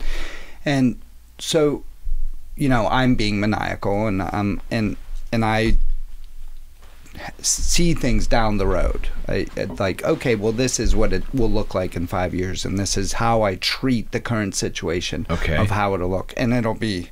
And this is why I need, you know, friends like Shannon around, because she'll ground me a little bit and be like, well, clear that up, or I need context, or things like that. But so Doug sits me down and he's like, are you okay? And I'm like, yes, man. Like, I am creating what we all seek. I am fusing work and purpose. Okay. I've found a way, again, with the hyper creative brain, to be like, how, okay, I have this space and I have this thing and I have this vision. How can I put them together? How can I take, you know, something, an opportunity, and then bring in the things that I want to accomplish? All right. So every job for me is a test kitchen. You know what I mean? It's the trying out different things and see what'll work, and it usually ends up being good for the business. Like, it's not selfish. Like, I'm able to fuse business and fusion in a way to like try things out.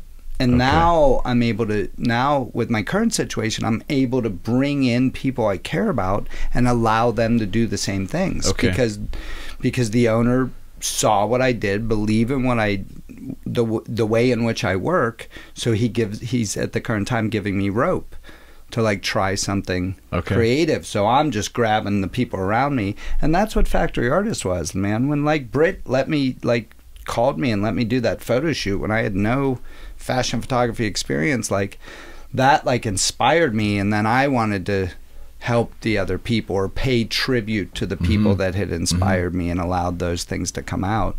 So I think, yeah, when you confuse purpose, you see it in the massage I got today. The guy, we had a lovely conversation, and it's stepping into that. You know, am I do my values align with my work? Well, and that's talking about success in a workspace, which is where we most commonly think of it. Like, we tend to think of success in respect to like work achievement. Okay. And there is a much broader definition that gets ignored. You know, like to think about, you know, like I think about like my gram, right? She was a meat wrapper. Her work success wasn't there, but her success in being like a beautiful, bright human that really loved her family, like killed it, right? Or somebody else who, you know, I have like a set of neighbors who's like super environmentally conscious and like literally like lives that way in their decision making and everything. And I'm like, well, that's successful, right? So it's, you know, you talk about like getting up in the morning and like being upright and wanting to make a meaningful contribution, like that's a success. So I don't know. I think success is a win in whatever way you take it, but we tend to like stick it in the box of work-based achievement. Yes. And in work-based achievement, when you achieve, so like let's say I remember setting goals as a 24-year-old that were like my 25-year goals and like my, you know, 15 years goal. Yeah, and my 5. And I remember being like probably like 38 and being like, oh my God, I'm so behind. And then having that pressure, right? And like people will tell you like, oh, you're very successful. And like, yes, I absolutely am. But internally, like I am not, because it just, the bar moves all the time in a workspace thing. But is that healthy? No, it is decidedly not. I mean, maybe it is. Maybe if you use it in a good way, like you talk about distress and distress being like stress that's bad, and eustress being stress that motivates you. What's that word? Eustress? Eustress. Yeah, it's eustress. EUSGRESS, which is stress in a positive way. Like I feel stressed about this, so I'm going to take appropriate steps to like remedy it or move forward or do whatever. Right. So distress would be like looking at it and being like, oh my God, I'm so far behind. And eustress would be like, look at what I already did, but I'm going to have to step it up to get to X, Y, Z. And so, but, you know, but we oftentimes just put success in the workspace. Like, you know, when you think about it, we all have so many successes, like that aren't anything related to that at all. And in fact, they're probably more meaningful. Yes. Because at the end of the day, like, work is a big part of our lives, but it is not who we are. It's hard to figure that out when you're in your early 20s and 30s, though. It's hard to figure out now. Yeah. You think? You think it's easier now? No, I still identify so like strongly with my work role, you know, and I talk about like navigating a transition and doing all this other stuff, and I think like, holy shit, it's terrifying. Because who am I without like that? Because it's such a big thing. But other people are much more well-rounded. Yeah. But I mean, like, success, the idea of success is having accomplished something meaningful. I think. Like, I don't know what the true definition is if we looked it up, which I probably should have done before I came here, because then I would know. Webster's is a lie anyways. It's a lie. It's part of the it's part of the white Morpheus. You should, yeah. Can you like it's part of the Matrix. Insert like link below for the definition of success? Because even when I was talking about that, because I don't like work. Like, I don't like working for other people. I don't like it at all. So it's like, if I'm going to do it, like, you look at the Sunday venture we're doing right now is like, well, if I'm going to work on Sundays, it's going to be cool. Like, we're going to have a good time and it's going to be fun. So that's like, that part of it for me wasn't necessarily like the work part as much as the, if I'm going to be here, which I have to be here to pay the bills and blah, blah, blah, blah, blah, I'm going to make it cool. I'm going to enjoy it and then also be able to fold in purpose in preparation for hopefully the bringing forth my vision, where then I'll be able to. Do you think about success? Like, do you I mean, like, do you actually cognitively think, like, you know, am I like, do you ever am I a success? Was that successful? Yes. In this venture, was it successful? Am I being viewed as being successful? Do they think I'm successful? Do you? I don't know. You do. I don't have to answer anything. What is there? I think you have to be conscious of it in a way to achieve, right? Or well, this is talking about work stuff again, right? So I'm getting back in the traditional box of it. Right. It's hard to be a realtor at my age because my competition for the marketplace is younger and a little more energetic and more aggressive than me. They know social media a little better than me. So there are pressures doing a midlife change. I have felt them. And I've had to become more savvy with social media things I really want to be, but I've had to figure all that out. So I feel pressure to stay current for my clients, you know, procedurally, but also current in what's going on from a marketing standpoint. And I feel pressure from that. And I think the word success comes up a lot in my mind. It's like, was that campaign successful? You know, was last year's number successful? Was this quarter successful? Do my clients view me as a successful agent? My potential clients view me as a successful agent because that's what maybe they need to see so they feel confident in using me. And am I projecting myself right? I don't like any of that. I don't like feeling that way. I really want to be authentic and be myself, which I'm trying to be. But I have to be at peace with just putting it out there and letting the chips fall where they may. And I need to work on that. I need to work on that. That's not inauthentic. It's where you are. Like, what do you mean? If you said, like, I completely reject this and whatever because I'm just going to let it all fall where it may, like, you're not there yet, and that's a lie.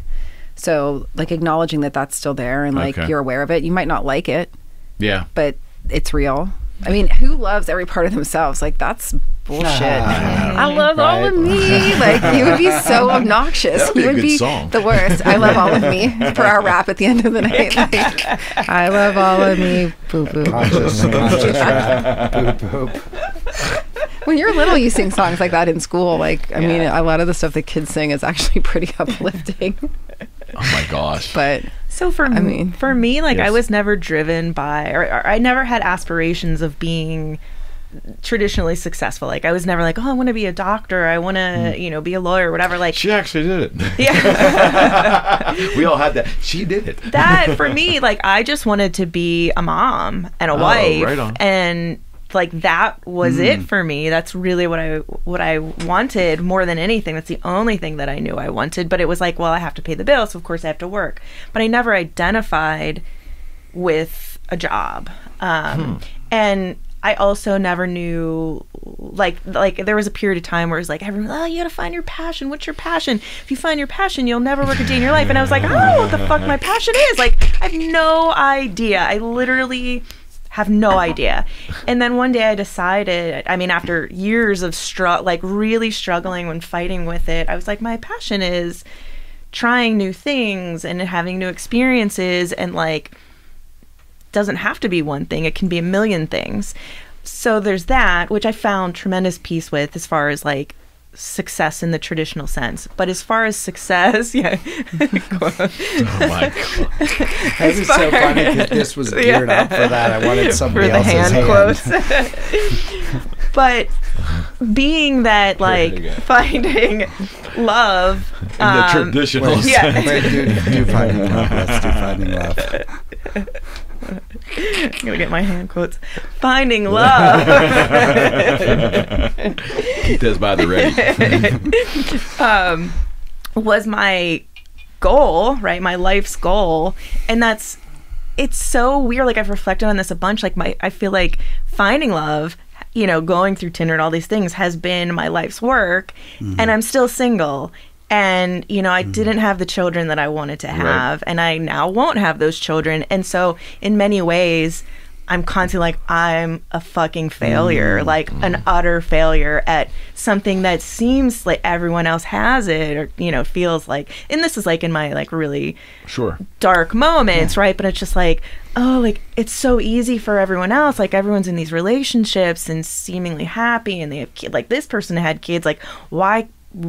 I've worked, I've put in time, I've done, you know, all like workshops and therapy and self-reflection and et cetera, like to make myself into, you know, someone that is lovable and like someone else would want to be with. And here I am still single. So it's just like, yeah, I don't care about money, but it's just like, I just want to be loved. Well, because it's interesting because like to have that, like, you know, this is what I want to do, be a wife, have kids, sort of things. Like with careers, you know, it can sway. Every kid wants to be an astronaut or a fireman or something like that. I want to be a rock star. It don't work out. Well, you did. I was like, what do you mean? You're a rock star. You want to be like Paul Stanley rock star? Someone like that, yeah. I got my picture with him, but I'm not him. I was cool with the level of rock star I became. Like, I was like, that did the thing.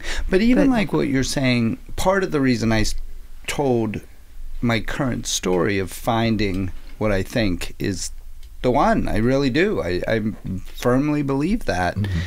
And was all the things you just said, like you said exactly what I said, but have you let go? Have you done, like, I don't care if it sounds cheesy. I'm uber cheesy right now. Like, I prayed, you know, and I don't know what's out there, but I prayed, like, show me the sacrifice I need to make to show up for her. And I'm serious, and it's important because I believe in sacrifice, even if it's from a psychological standpoint and not like a universal standpoint. Psychologically, I believe that's sacrifice. So, you know, I've got to the point, and now I'm mad and I'm shaking my fist. I mean, do you watch like romantic? Are you so self-deprecating like I am that you watch romantic comedy? No, see, I would avoid torture myself. Oh my God, yeah, and just burn, ball, and like. But it's not, and in so many things, it's not until a point of like letting go. What am I willing to sacrifice? You've done all this work, but then again, like, is it spread? Well, I think it's risky too, though, because a lot of the successes that we're talking about hinge on the participation of other people. And that's when we were talking before, we were talking about like how you can't control other people. So I think probably the healthiest way to figure out success is to figure it out so that it's entirely dependent on you. Yeah. You don't Nice. have to make nice with anybody. Yeah. Like, See? honestly, And though, she puts the shawl on. I've had my shawl on. I can't decide whether I'm having hot flashes or freezing. It's like, it's a mixed bag over It's here. like hot as the sun in here, but that's okay. But the experiment that Shannon has performed is she understands she's a lot more centered in Nana Yeah. energy. That's what I said, And a yeah. lot less Tiger King energy with the shawl on. Carol Baskin energy. Carol, I couldn't do the headbands in her hair. Like, it's just not my flavor. I do like her riding the bike with her cat. Like, I would do that. God. But no, I just think, when you think about it, the success is elusive. It's hard to define. If you hang it on things that other people can fuck up, like that's bad. See, from my motivator or whatever, I see it the opposite way. I see it as if I wanted to be a doctor, I could bust my ass, I could go to school, I could study, I could do all the things that I need to do to get there. But with love, 100%, I need another person. I see what you're saying. So that, it's always been a big struggle. So you were saying that it's not, you're uncomfortable. Some of your uncomfortable is that it doesn't lie entirely under your control. Right. Yeah. I'm like that too. Like I want to be in control. Like I am, I want to be relatively in control with the things. I like certainty, and I'll tell you, I like it, and I know I don't get it often. And I love the craziness of life. I do. I find it all fascinating. But if you ask me what I'm most comfortable with, give me some certainty. Yeah, listen, I'm a big control freak as well.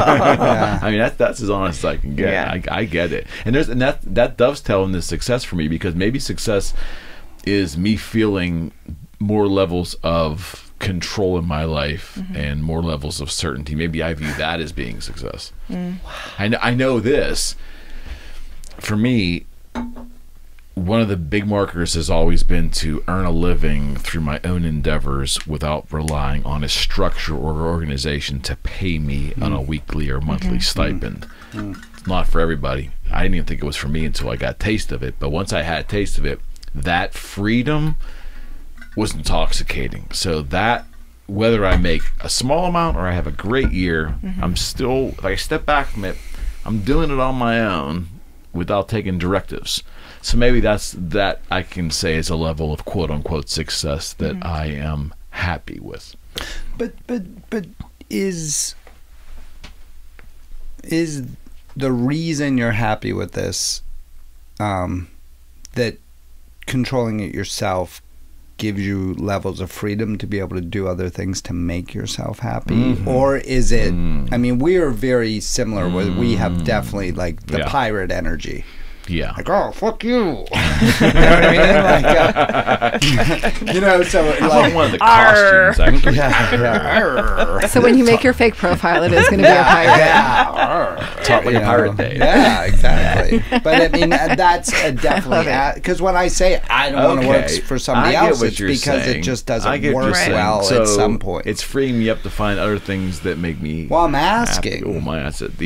I'm asking because again, Shannon keeps trying to pull us back into success is not dependent on work.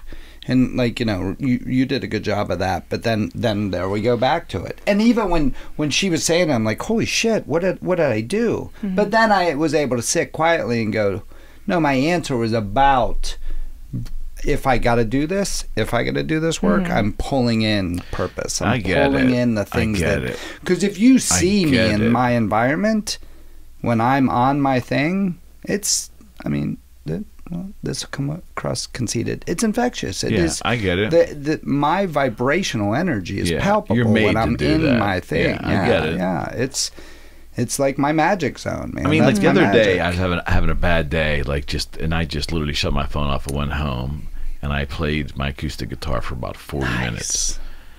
And I hadn't played in a couple of weeks, and I'm not saying I was great at it, but I had a really sweat-drenched 40 minutes of this. Then I got a shower, and I went back out with a new attitude. See, that's my point is, though, if I looked at that critically, I have success in my life because I can do that when I feel like it to right myself. Right. And I remember working 9 to 5 for companies and not being able to leave my cube and doing all that. So that's a level of success, I think, for me. I've had to quantify it. Maybe I don't know. It's personal freedom. Yeah, personal freedom. Well, that was the direction of the question. Is it about control or is it about freedom?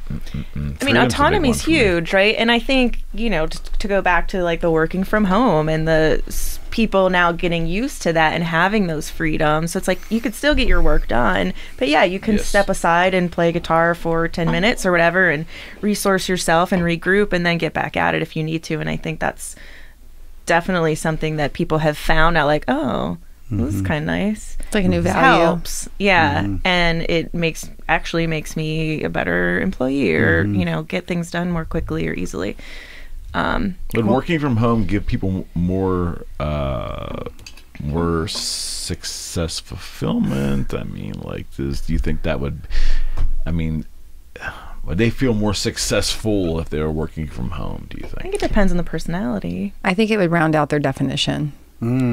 Because they're not so plugged in to that. I think that it would probably be good, and it might be why people's minds are shifting, because their definition of it might be different. I mean, you have people that were being like paraprofessional educators along with their children's teachers online, right? So like their success might have been different during that. So I think it does like make you change the definition a little bit, because you're just not like so tied in. Well, yeah. Well, I mean, what had me leave the corporate world, and you already mentioned cubicles. Yeah. You know what I mean? Yeah, that just prison of is, no. Good golly, man. It was not a good time. I don't play nice with others. Like, I don't play well. Like, my boss used to tell me, the last boss I had, the patient that goes, man, it's a good thing you're doing this because, I love your production, but you are unmanageable. Yeah, F-bomb in there, but un-effing manageable. I'm like, you don't go to meetings. You don't want to buy into the competition thing. And it's like, I just don't care about that stuff. Yeah. And I don't know. Like, so maybe I'm doing what I should be doing or I need to do to survive, but the freedom was a big thing. Like, as soon as I went home, the next day I wasn't working for anybody. I was doing my own gig. I'm like, I got all my work done in 20 minutes. Now what do I do? I'm just looking around. Like, but that was intoxicating. The moment I had it, once I adjusted to it, I felt successful. I remember saying to myself, these suckers are going to work tomorrow. I am not doing this, and I'm okay. So I haven't felt that feeling in a long time. I feel like I'm in a treadmill. I feel like I'm on a treadmill. Like it's my own making, but I haven't had that liberated kind of feeling. Maybe I need liberated. Start that fake Insta account and start posting weird shit. Get weird. Go to the Amazon. I'll give you all a heads up when it is, so you can like eavesdrop. I just think you should let us figure it out. Like, you should do it. No, but we were just like guessing. Like, is this familiar? He's an animal trainer. No, there's all these. He's talking about infectious, and you're talking about intoxicating. So there's all these good adjectives around it. So it's like, how do you just create more of that? Like, we could take over for a minute, and we'll send you either to do the Vision Quest work out west, which is completely sober, or we'll send you like the Amazon to do like ayahuasca. And then see what happens. No, that's bad. Why? That's the puking with the shaman in the hut. No. Yeah, I'm not good I've never done I'm not that, good with like camping and stuff. I won't do camping. If it requires being in a tent and stuff, sleeping bag, I'm not doing it. Oh, wow. It's not really? that. No. What? No. Dude, I was a Boy Scout. I got enough of that when I was a kid. No. Yeah, I'm good. Give me a hotel room and give me $100,000 camper. Right. I'll go out and do that. But yeah, like, meet the you fuckers. know yourself. No tents. Yeah. Hey. But it was, you made a comment, and that's why I said it. You said like something, or I don't know what you just said. I ain't sleeping on the dirt. It's not. Yeah, they don't. I mean, it doesn't involve camping. It's just they go on these trips to. Well, the Vision Quest was, camping. Not the ayahuasca. But you didn't do ayahuasca at the Vision Quest. I'm not living in a teepee. I'm just letting you know. What about the sweat lodge thing, like the 200-degree like sweat lodge? Yeah. Well, that's what I'm saying. Like, he said something. No. I'll rewind it, and then I'll text you, and I'll be like, "You said this. You said you wanted to have an awakening, or that maybe that's all I heard. Yeah, I want an awakening. Get the breakfast bar at the Hilton. I mean, as long as I can have the awakening there, I'm good. I'm good. Yeah. So funny. Yeah, I just tent camping. Yeah, you got friends who want to take camping. You got to find some new friends. Right. That ship has sailed for sure. That's not my level of success. But Yeah. I don't view that as being success. Well, it was something about, you said something about unplugging or something like that. Well, I'm all for that. I mean, I'm all for like going to, I'm the kind of guy that would go to the campfire with acoustic guitar and sing the songs, everybody have a good time, and then I would get up and go back to the hotel, and they can go back into the tents and do their thing. But I'm there for the performance and the camaraderie and the fun. But then I want to come to bed. Yeah, sleeping on the ground, I just don't. I mean, we've come so far as a civilized society, and now we're going to go get a canvas tent and go out there in the elements and lay on the ground. I'm not a fan. You should just go, ew. That's like the one word that camping, ew. But did y'all have fun? yeah. Yeah, absolutely. This Did meant a we lot to cover me. the things? This was so we covered the good. things, right? We covered lots of things. We could go 5 times. Oh, yeah. I mean, would you do this again? Yes, Oh, God, but yes. only if we either get to talk like a pirate or come in costume. character? Yes, in Yes. character. I don't know if we could manage talking like a pirate the entire time. I don't think I can do it We at could all. probably I'm come in how do you costume, though. say it? Yes, Or in character. I like it. Like Like alter you- ego. Yeah. I dig it. I dig it. Because then you could have like the 4 Friends episodes where, you have us, and then you have 4 Friends episodes of the alter egos. Yeah. Like Oh. Big Red or Esmeralda Jane. Those are like my 2. Wait, and then our stance is Yes. as that. Yes. However we discuss things, it's like Yes. from that perspective. Yes. Oh my god, That's beautiful. That's almost like See, I get excited because when I did the Mad Hatter ringleader thing, I got to have the experiment of being the most free I ever wanted to be. Got it. I got to be the maniac. that's how people act, right? They can let their Oh, inner. God, yes. Yeah. I mean, like Absolutely. One of the artists I'm working with, her she's a theater major, but her boyfriend is he's in the theater. He's going to be doing a production soon, and he's like, and I'm like, yeah, that's the actors. It's the a ability release. too. But then you got to also watch yourself because then you have what happens to Heath Ledger and all the Yeah, many, some of those many method actors just go a little bit too far. Right. But I mean, for a podcast, I think we could show up in different characters. I'm going to leave that up to you 3. And you guys can figure that out and include me in. Just give me a couple hours, advance notice before the next show. You could but show up as like Paul Stanley. no, I'm No, Gene Simmons, Johnny Rotten. I could do that. Okay. I could do that. That would be actually fascinating. Oh yeah. That's a good idea. We'll talk about that. Okay, cool. But again, I want to say thank you. This was absolutely outstanding, and I know it's real fluid. I've gotten pretty good at like judging shows because now this is 225. Wow. Oh, nice. Oh, wow. 225. Congrats on your success. Thank you. Yes. Wild success. Whatever the definition is, we're still doing it, so it must be successful. Huge. But yeah, this is show 225, and we're not at the 3-year mark yet, so I don't know how we're doing it, but we're doing That's it. wild. But thank you for being a part of it. Thank you. And I'd love to keep. We'll talk off camera, but I'd love to keep this little group together. Yeah. All right. Talk to you soon. All right. Yes. All right, friends. Okay. Take care. High five. We're out.